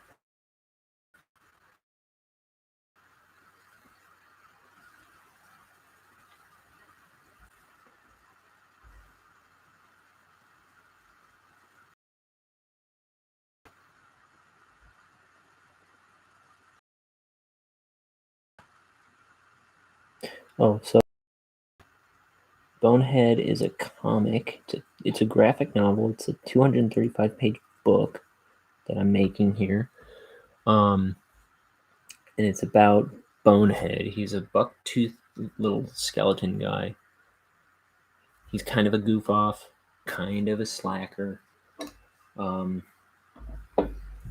he's decided at the beginning of the book, he's decided he's going to start getting his life together. And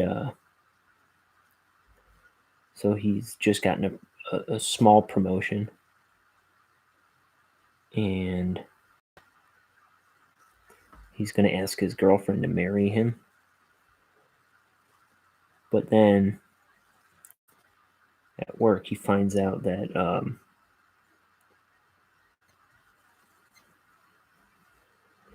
that the poison factory he works at, it's going to be shutting down. So he steals this top secret project that he finds out they've been working on. So that he steals it so they can't shut down. And it kind of gets him wrapped up in this interplanetary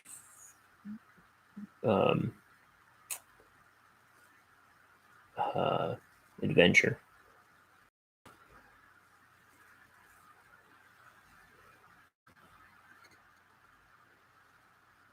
Oh, that's the chair. Take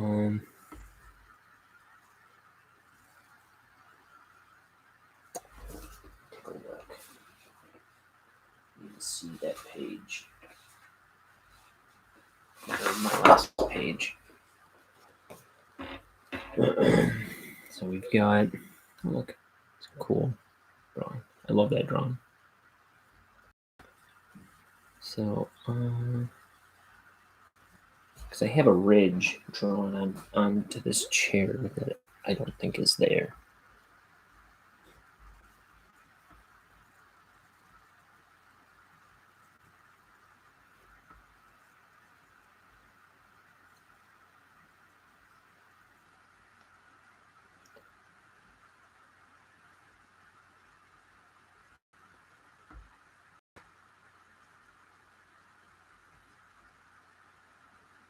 I just ran away from home. Now I'm going to Disneyland.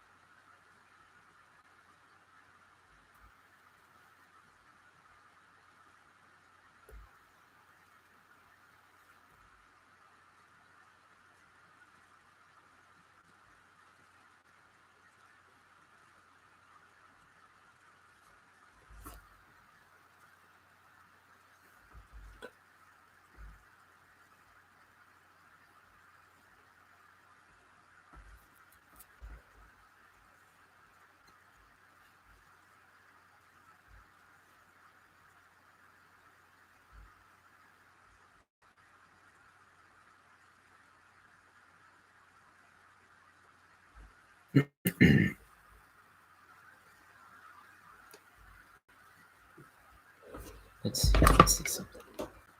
Oh, messages. Oh, I thought it was my buddies.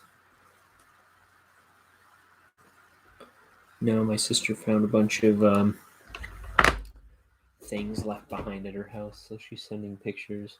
Like, whose sippy cup is this? Whose car keys? No, not car keys.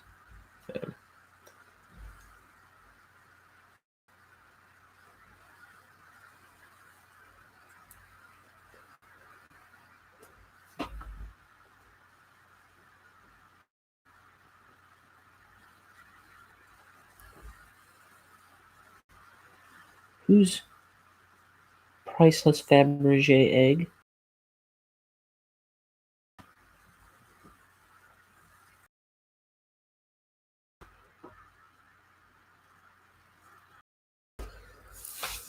So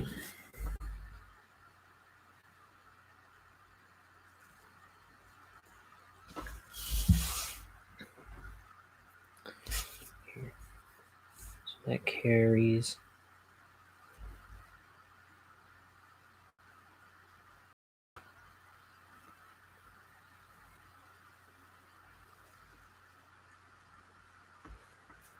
Give that a little more weight. I'll do it here too, like the underside of the arm.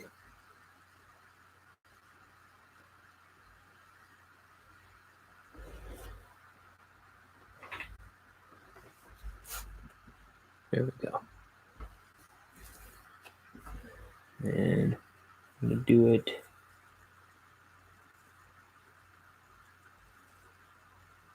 These lines aren't so dead.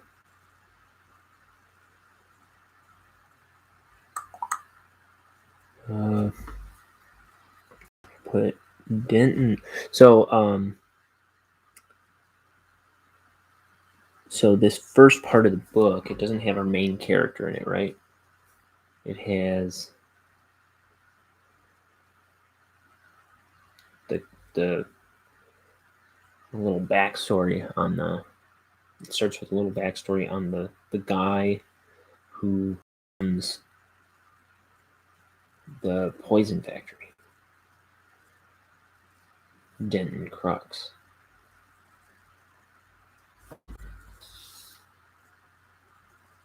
And this is him when he was younger.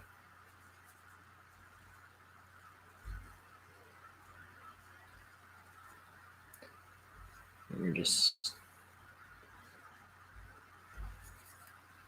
kind of thrown in.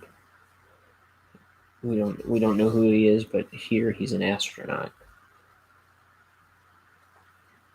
But we see that he's a scientist, and he's trying to get something from this planet. And that's kind of he's trying to get it like an ingredient for a thing he's trying to make. Is it a poison? He's trying to make a special kind of poison or something? We'll see. He starts a poison factory. This is before the poison factory exists, right? So this is like 10, 20 years ago or something. Is the idea. Then after this little part of the backstory, you meet Bonehead.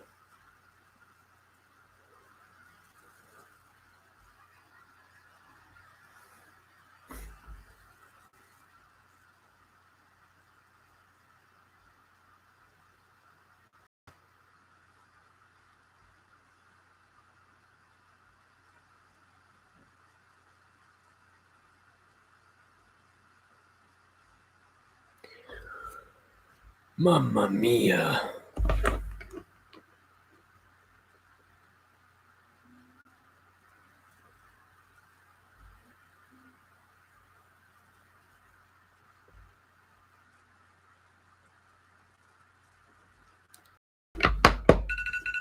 Uh-oh, it's 10 o'clock.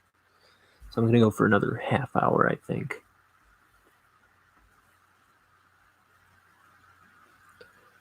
I thought I was trying to step up my speed, and I'm not doing it.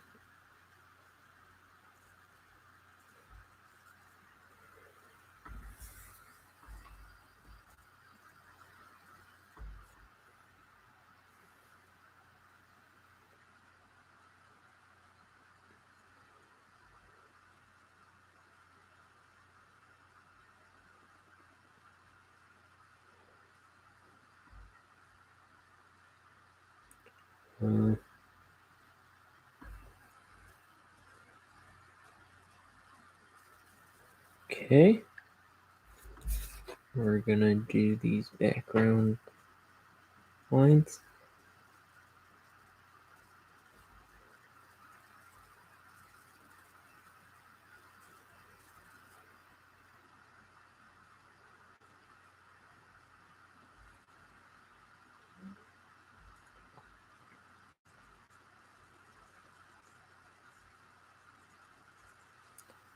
It's kind of the shape of the ship. It's kind of curved. It's kind of dome, you know. Just gonna make something up here.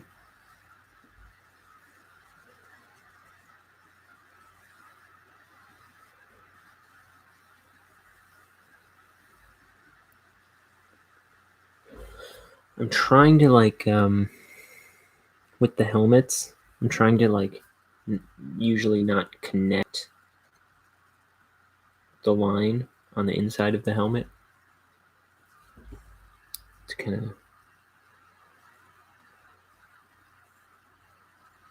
of set the glass apart a little bit.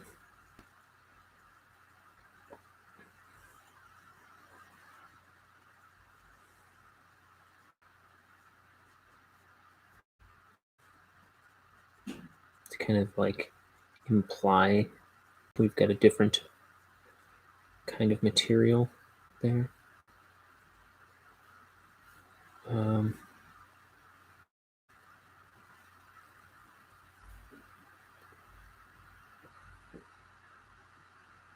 I meant to do something slightly different, but I'll do this.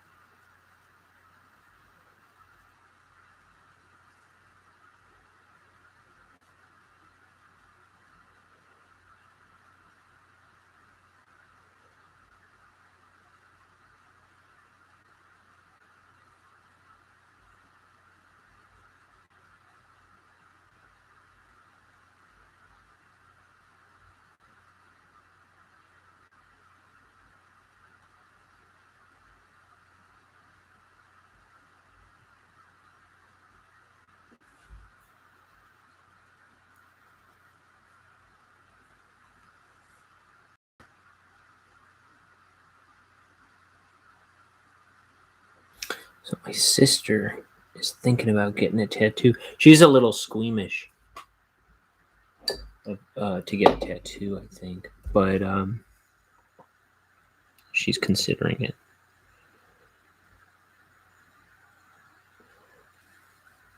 And I'm not a big fan of tattoos.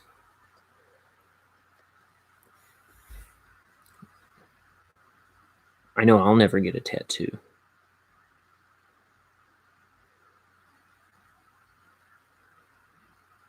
My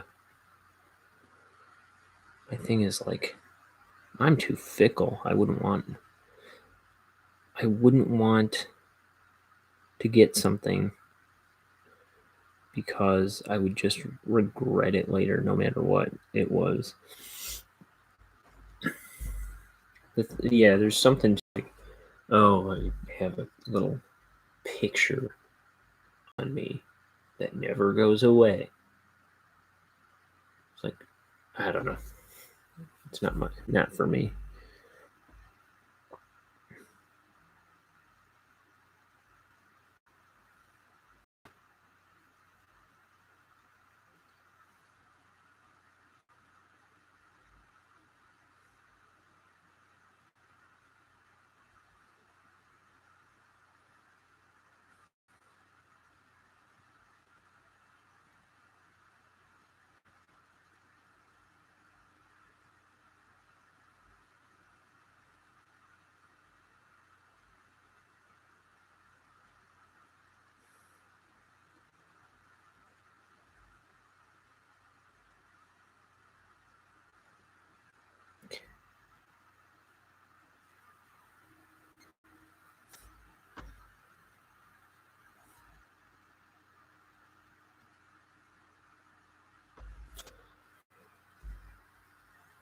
Okay, I'm gonna get a cup of tea. Because I'm getting fancy about it.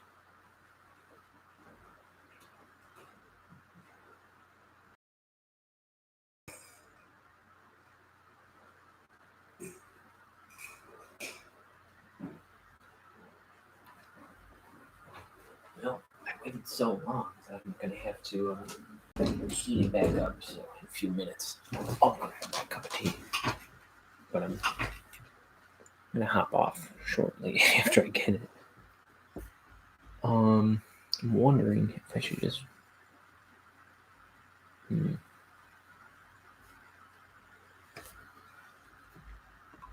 I don't know what I was gonna say actually. I was gonna say I'm wondering if I just actually finish this page. Like, that's not what I'm trying to do. I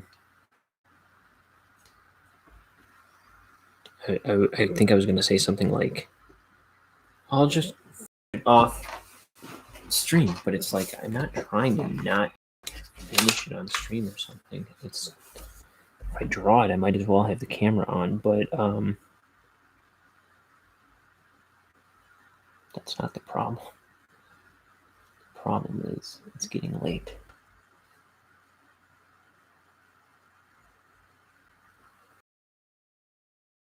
Not a lot of time today for this, but unfortunately. And then no time yesterday. That was a tragedy. We'll have a little more time tomorrow evening. Dang it. I gotta get better at taking care of my brushes, I think.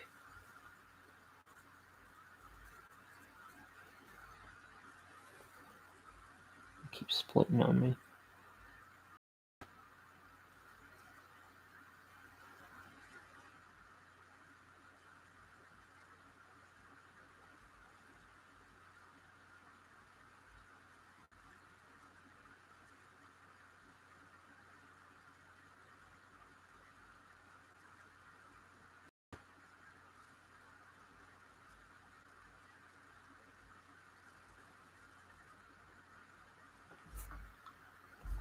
Okay.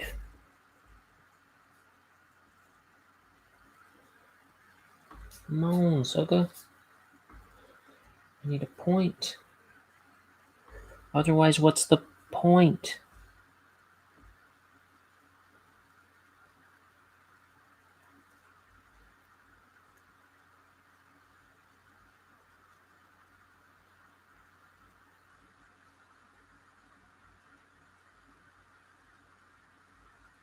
So,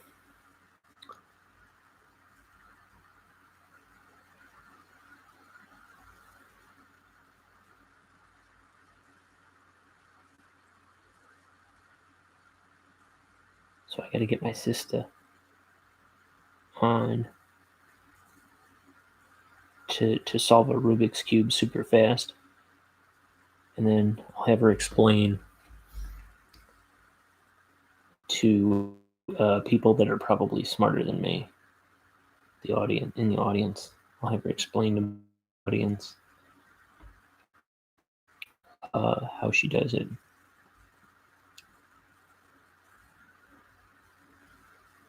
One of these days. I'll have to figure out how and when I can get her on.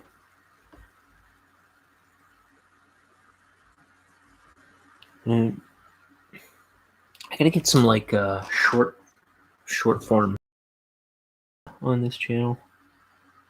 Something a little more snacks in between some of these art streams.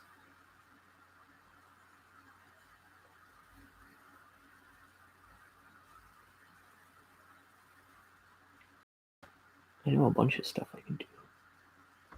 Yeah. Yeah, I'll probably start doing like maybe I think it's Wednesday. Wednesday I think would be a good day for me to do some extra stuff.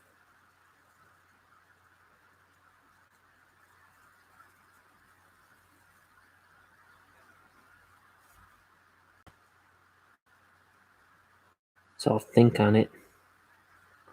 And if you're watching these videos, you tell me what you want. I live to serve. Your command is my wish.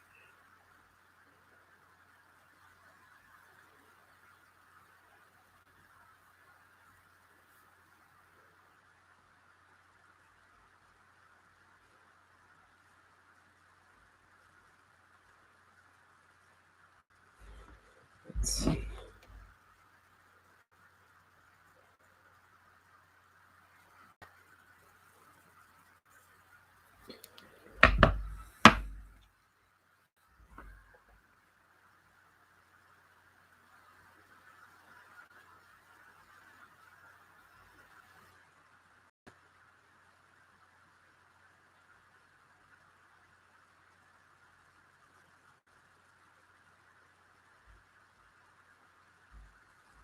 Okay. This is his knuckle, his pinky. Oh. Okay.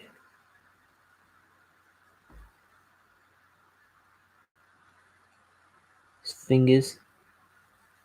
This back here is his thumb. Palm. Okay, he's making a fist.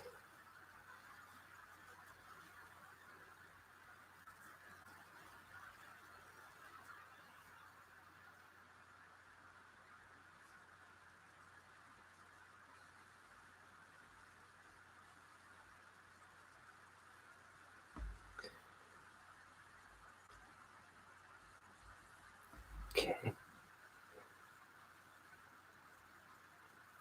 And then this other guy, I didn't talk about him. He's kind of Denton Crux's lab assistant, Horace.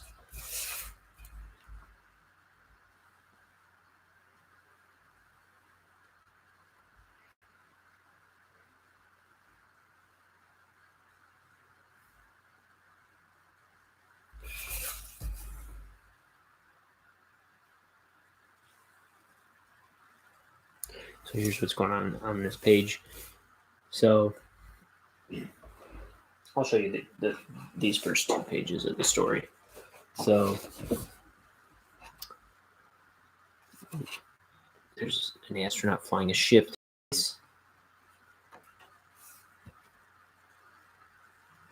And then they're going, approaching destination, planet Montana.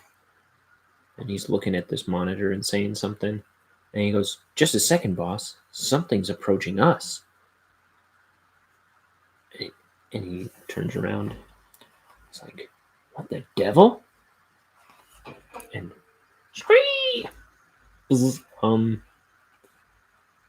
Monster bugs flying at him.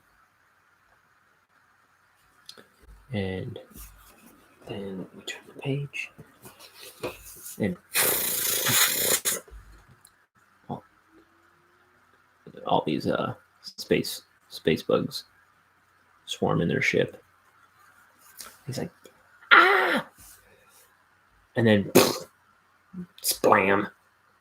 One crashes up on the windshield. And they're like, huh? And he goes, oh, that's right, Horace. It's just space cicadas. I forgot this part of the galaxy is lousy with them this time of year or whatever. And just hit him with the wipers. And he goes, squark. Smears it all over. And he's like, bleh.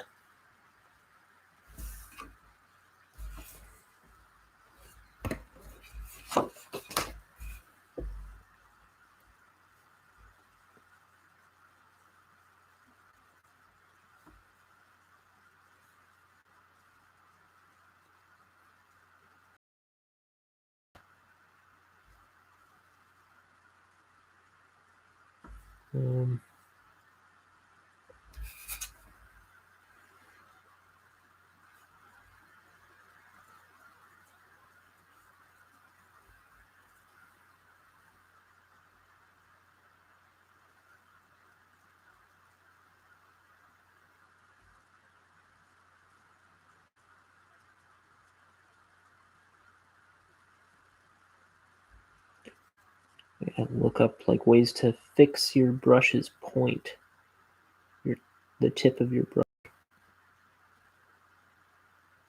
I'm sure there's something good out there because this ain't working.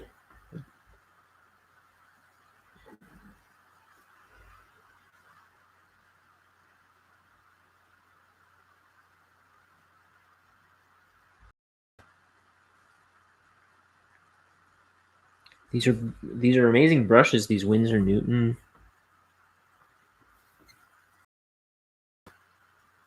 If I can't keep a point after a couple days, that's no good. I'm washing them and stuff, but my understanding is if you don't wash them, the ink gets in there and it'll jack up your bristles kind of permanently.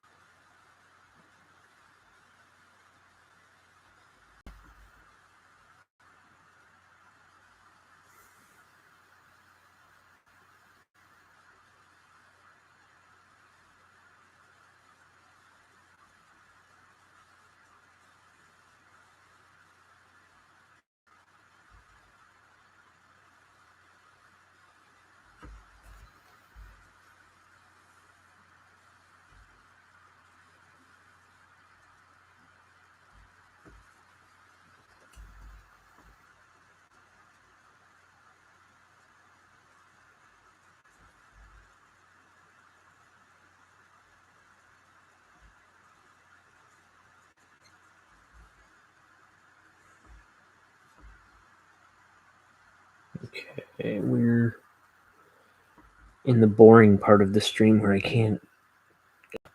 don't think of anything to say. I guess. I forget to talk.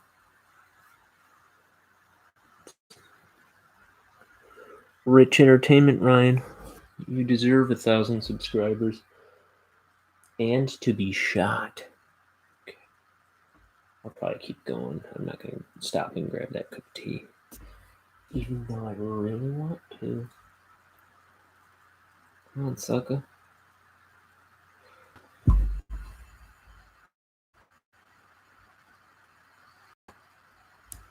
Yeah.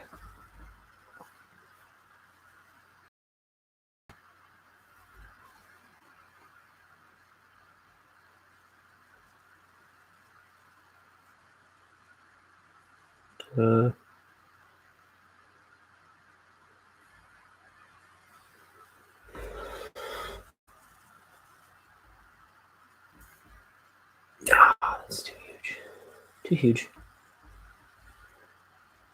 Too huge.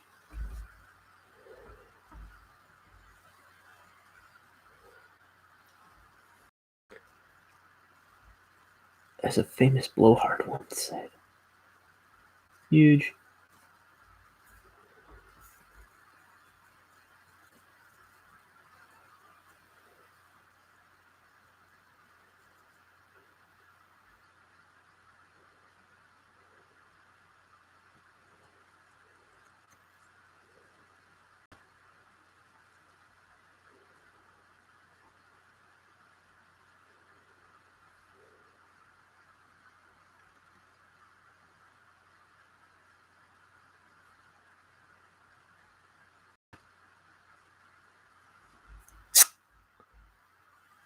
Kids with guns. Kids with guns.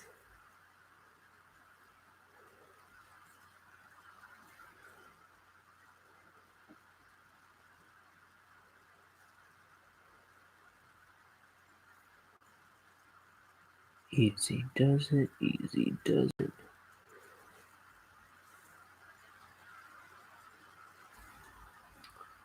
Let's see. Okay.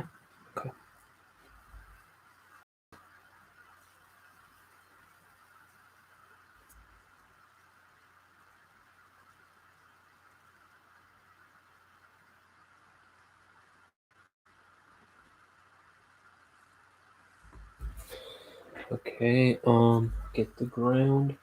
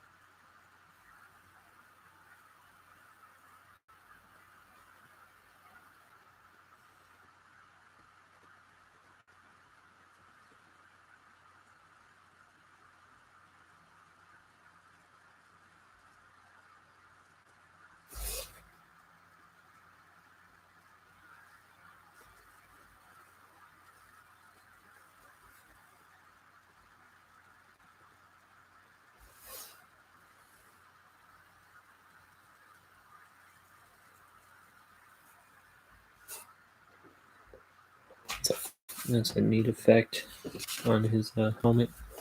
Bowing the thing. Bowing the background.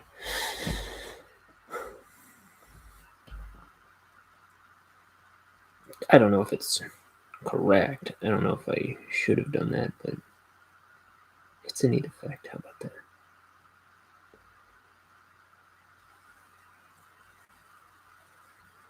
I don't know about these either. I probably white a lot of that out. Hmm.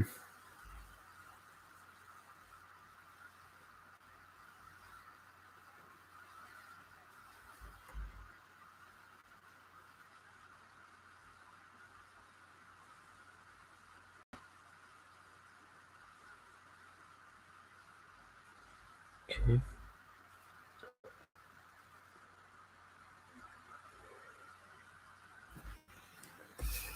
Just gonna go right to this.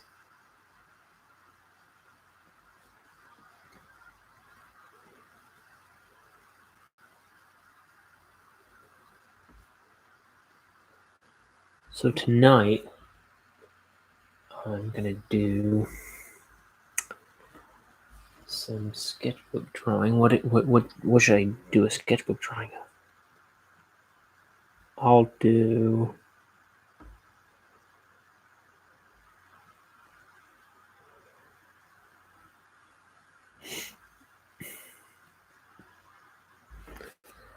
I might do. Why do I have chocolate chip cookies on the brain? Maybe I'll do something with a chocolate chip cookie.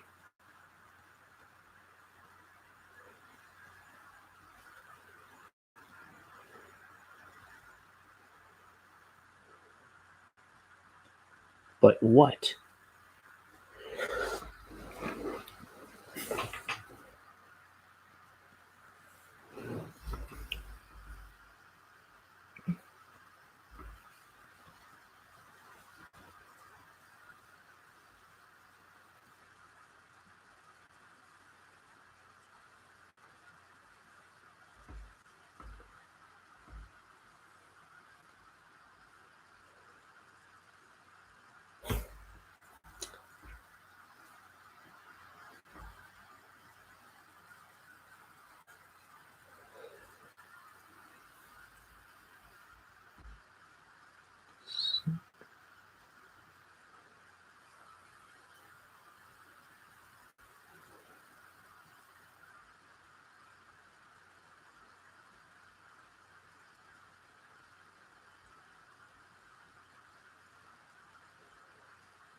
I'll do.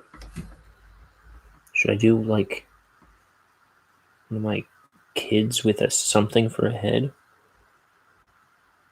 I don't know if I want to do one of those. I feel like I've done a few. Like I don't like doing them too frequently.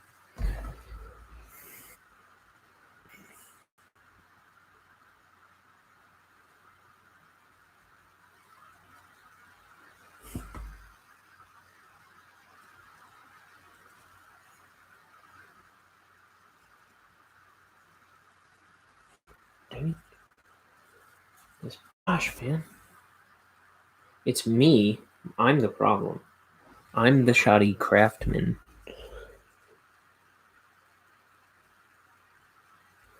Dang it. It splits right away.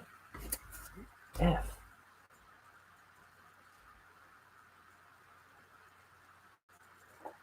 Okay, you know what the problem is? I think this brush needs to be washed again. Stuff's getting it's all clumped and like the ink on the brush has dried and it's kind of forcing stuff out of place. Sorry, something just popped up on my screen. Okay.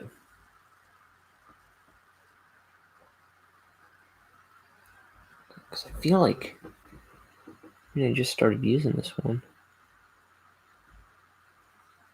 And I've been cleaning it.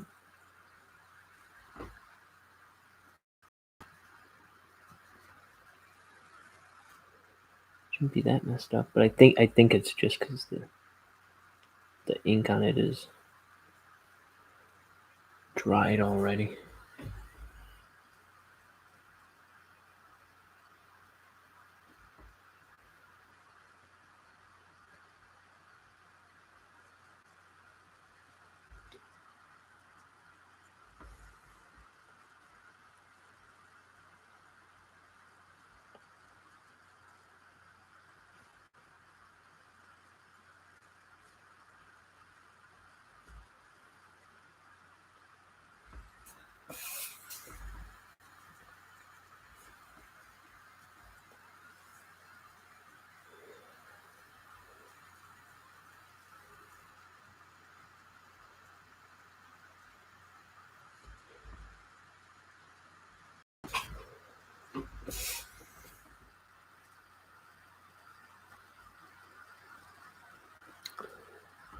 It's 10:30. I think I have an alarm. It's about to go off on my phone.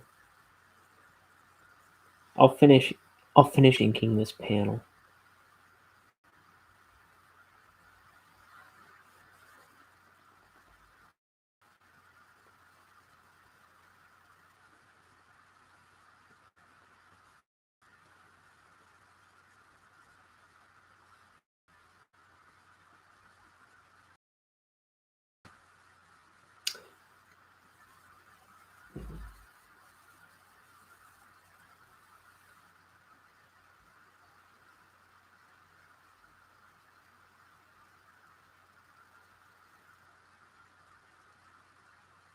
He's got these like worm hair, but his hair's green. It almost looks like worms. I don't know. Some kind of ropey hair.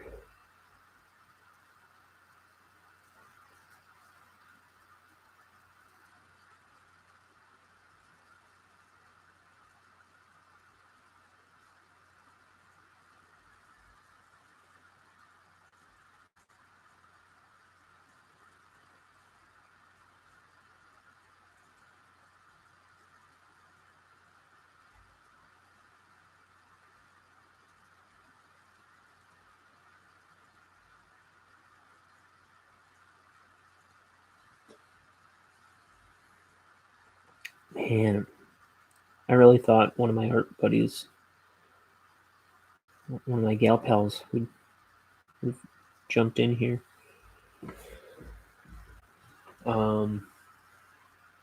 Man, if Mila ever comes in here, dude, that's gonna be a show. She's always trying to like make me embarrass myself and stuff like that. Like she'll just say like, "Hey Ryan, do this, do something terrible," and I'll do it. I tend to just blindly listen to her. In high school, she would tell me to trade pants with one of the girls in not one of my friends, but like in one of the younger grades. There's a girl that I don't know why we traded pants and walked around the school in like I was walking around school in a pants and she walked around the school in mine and yeah, Mila always used to, that was like her catchphrase for a while. She'd be like, "Ryan, trade pants with me. Ryan, trade pants with me."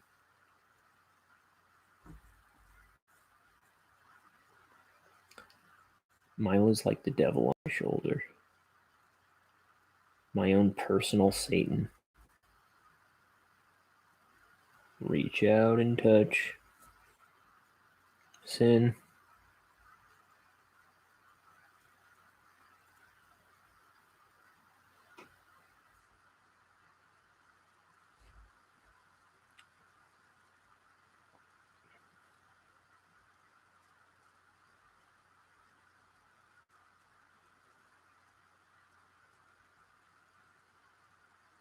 Is that even the same song? Am I a dummy? I might be a dummy.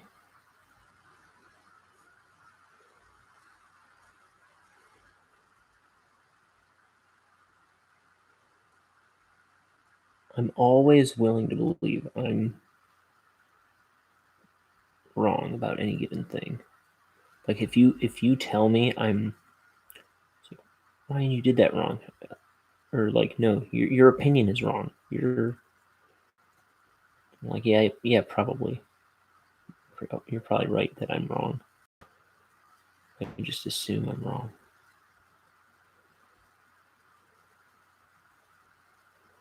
Because I am kind of a dummy.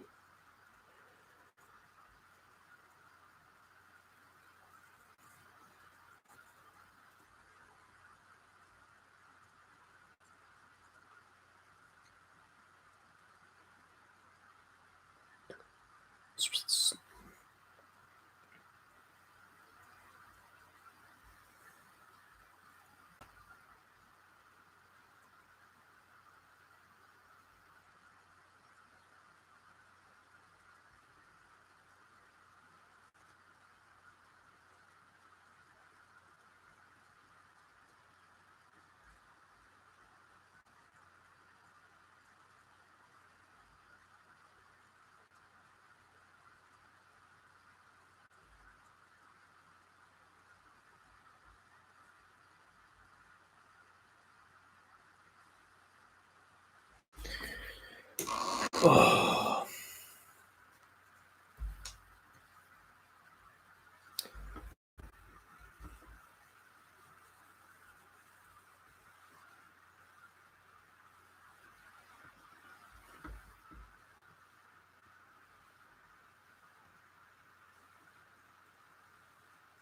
I still don't know if I want these inner arm things. I didn't draw them there. I gotta keep an eye on that. I gotta look through the first 20 pages of this book that feature this astronaut and make sure because I didn't do my model sheets that I wanted to do yet. The spacesuit is in the first 20 pages or something like that. I think it's 20. Yeah. Maybe 22.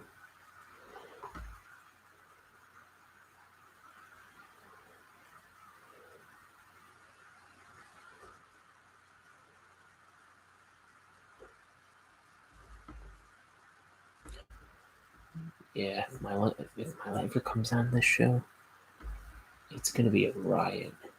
I gotta figure out how to set it up so other people can get on their cameras and come show their face on my channel. Then that would be a blast. Let's see.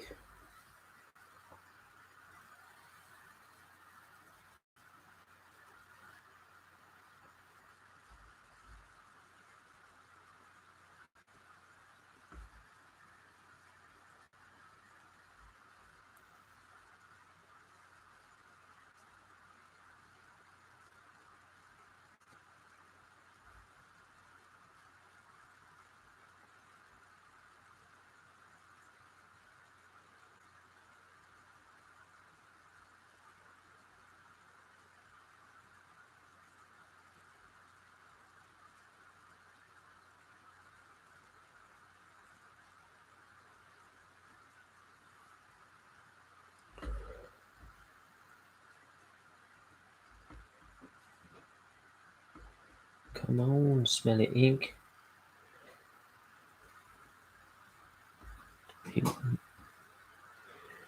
Maybe the ink doesn't do what I tell it to do because I call it smelly ink. Ooh, here's a problem. Are those lines on the side or are they in the middle? Middle. Yeah. Those lines gotta come off. Note to self.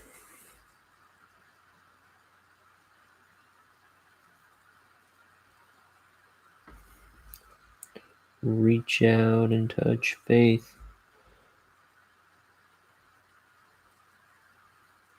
And it's 3, right? 4, 3.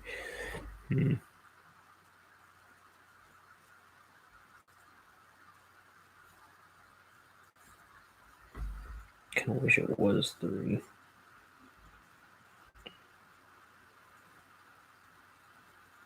Be a better design.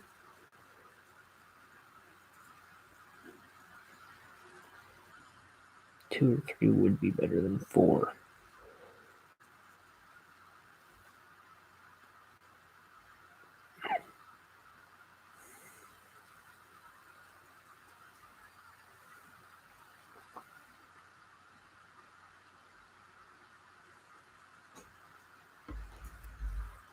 And then he's got these okay.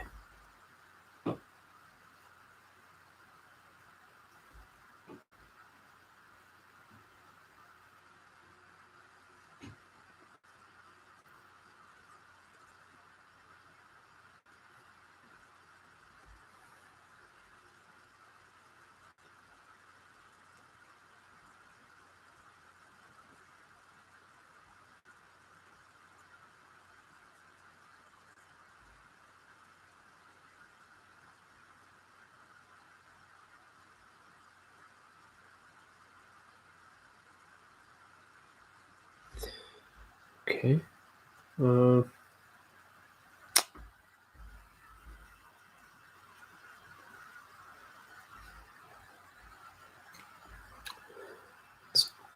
Here's his space gloves.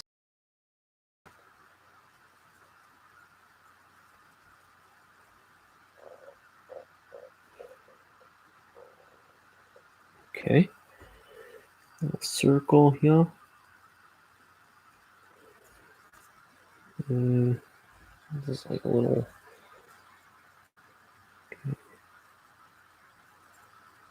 design on his waist.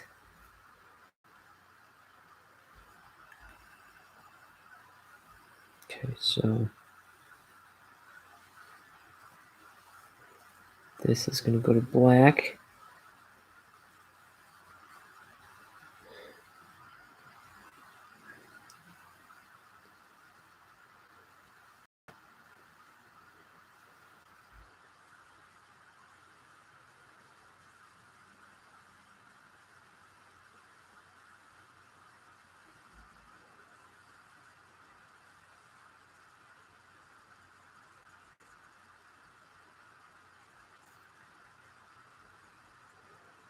So let's get. Oh, I forgot about this page. It's sitting on my inks. I'm gonna put that somewhere face down. That dries. Let's get this thrown to black.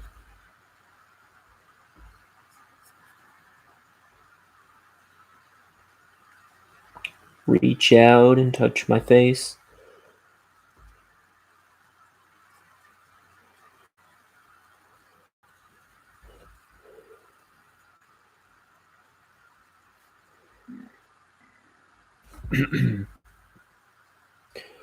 Man, I'm really feeling lonely without my cup of tea.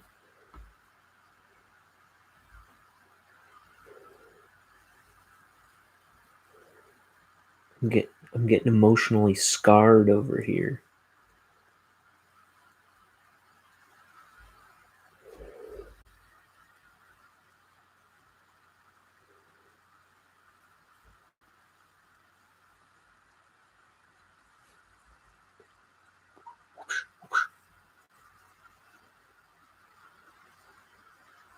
Now,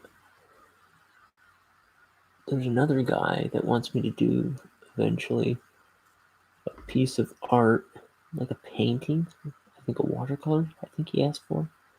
He's got to get back to me with what characters he wants, but he wants me to do like Batman the animated series characters, but in my style, like a watercolor painting of them playing poker or something like that. I think he wants to do a bunch of villains, and that's cool and all. I will do that for him when he gets back to me about it eventually.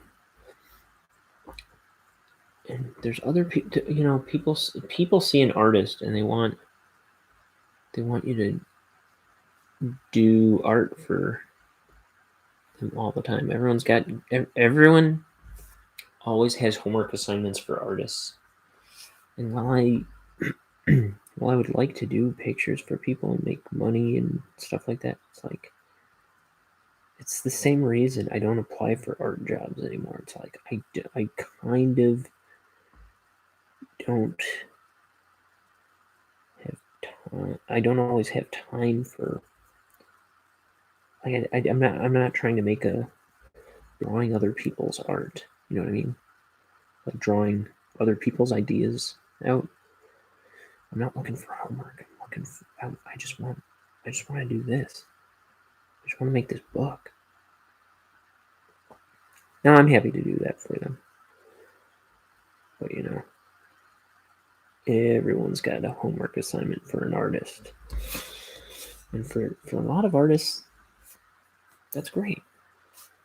They want that. Not me. I'm not looking for that kind of gig so much.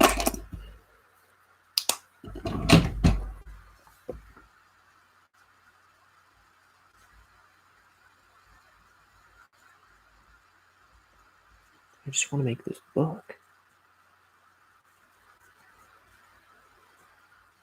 And then I want to make another one. And I want to make another one. And I didn't have to do that one. I'm mostly concerned about this.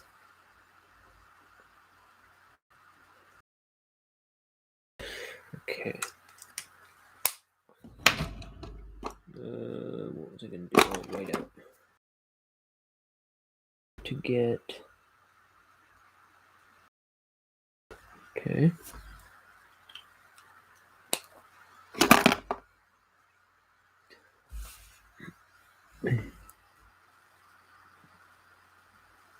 See, this is the reflection of the wall behind him. It's bowing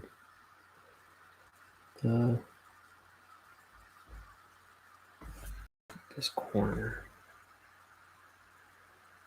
In his globy helmet.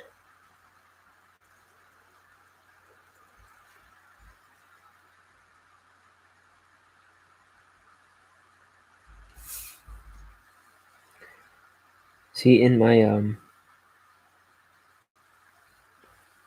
think in my, at least the first thumbnails of this book that I did, in their helmets, like you couldn't see their face through their helmets.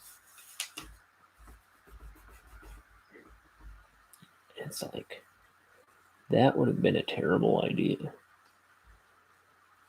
Because it would have been so many. Also, when they get on the planet, I have them take these helmets off altogether. Because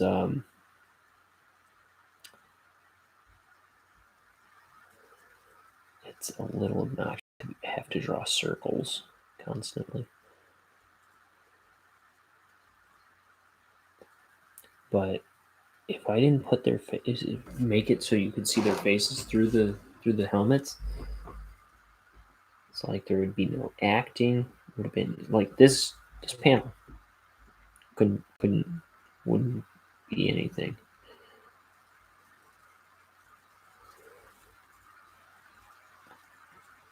It would have been impossible to tell a story with a faceless. Maybe not impossible, but it wouldn't have been as fun to draw. It wouldn't have been as entertaining a story. I would think.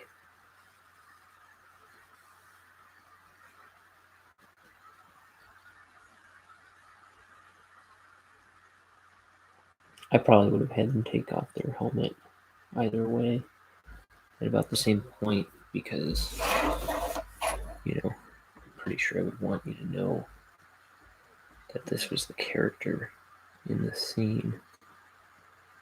But I had it like a realistic space helmet, but it was like dark and I don't know. You couldn't see the face through the shield. Oof.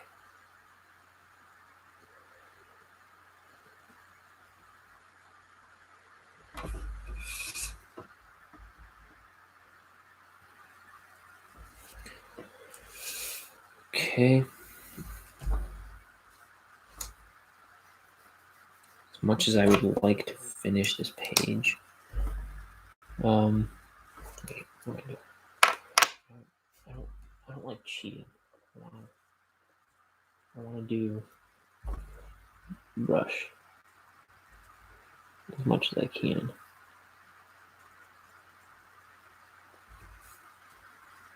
Oh, whoops. I forgot about the sign.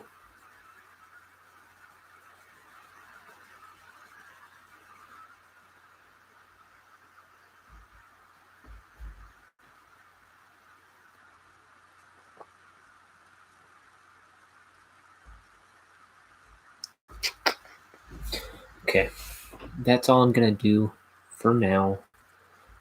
I'll wrap this one up tomorrow and then I'll start this page. This should be This one should go quicker, I would think. It's got a lot of the black, a lot of drawing around the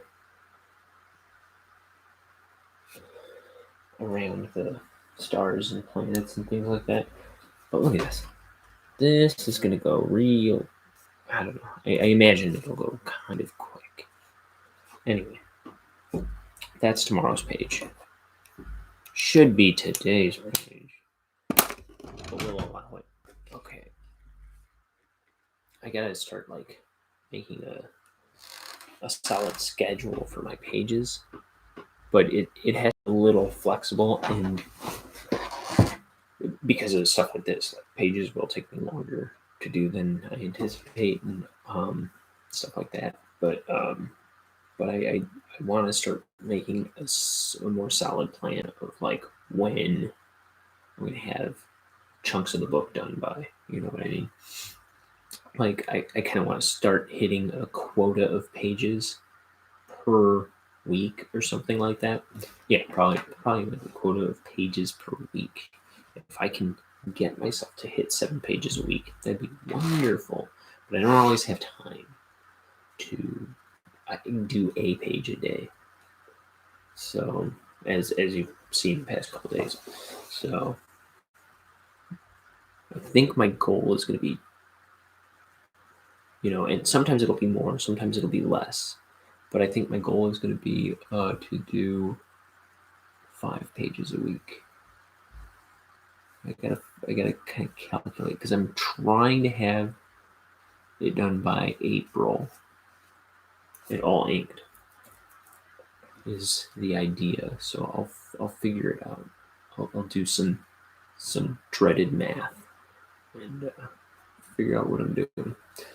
I gotta do tonight. I have to do a sketchbook drawing and color that, and then I'll probably watch something. Maybe not Rugrats, right? To kind of wind down and get my butt to bed. And I'll be drawing tomorrow evening. I'll see you then. Thanks for checking out the video. Maybe check out some of the other ones. Like I said, I'm gonna try and get some more bite-sized things put together. Maybe a couple days a week. I'll think of stuff I can throw up. But until next time, till tomorrow evening, I'm your partner in art. So, signing off. So take care. Lots of love. Tip your waitresses. Eat lots of candy. Say your prayers. And give your mother a kiss for me.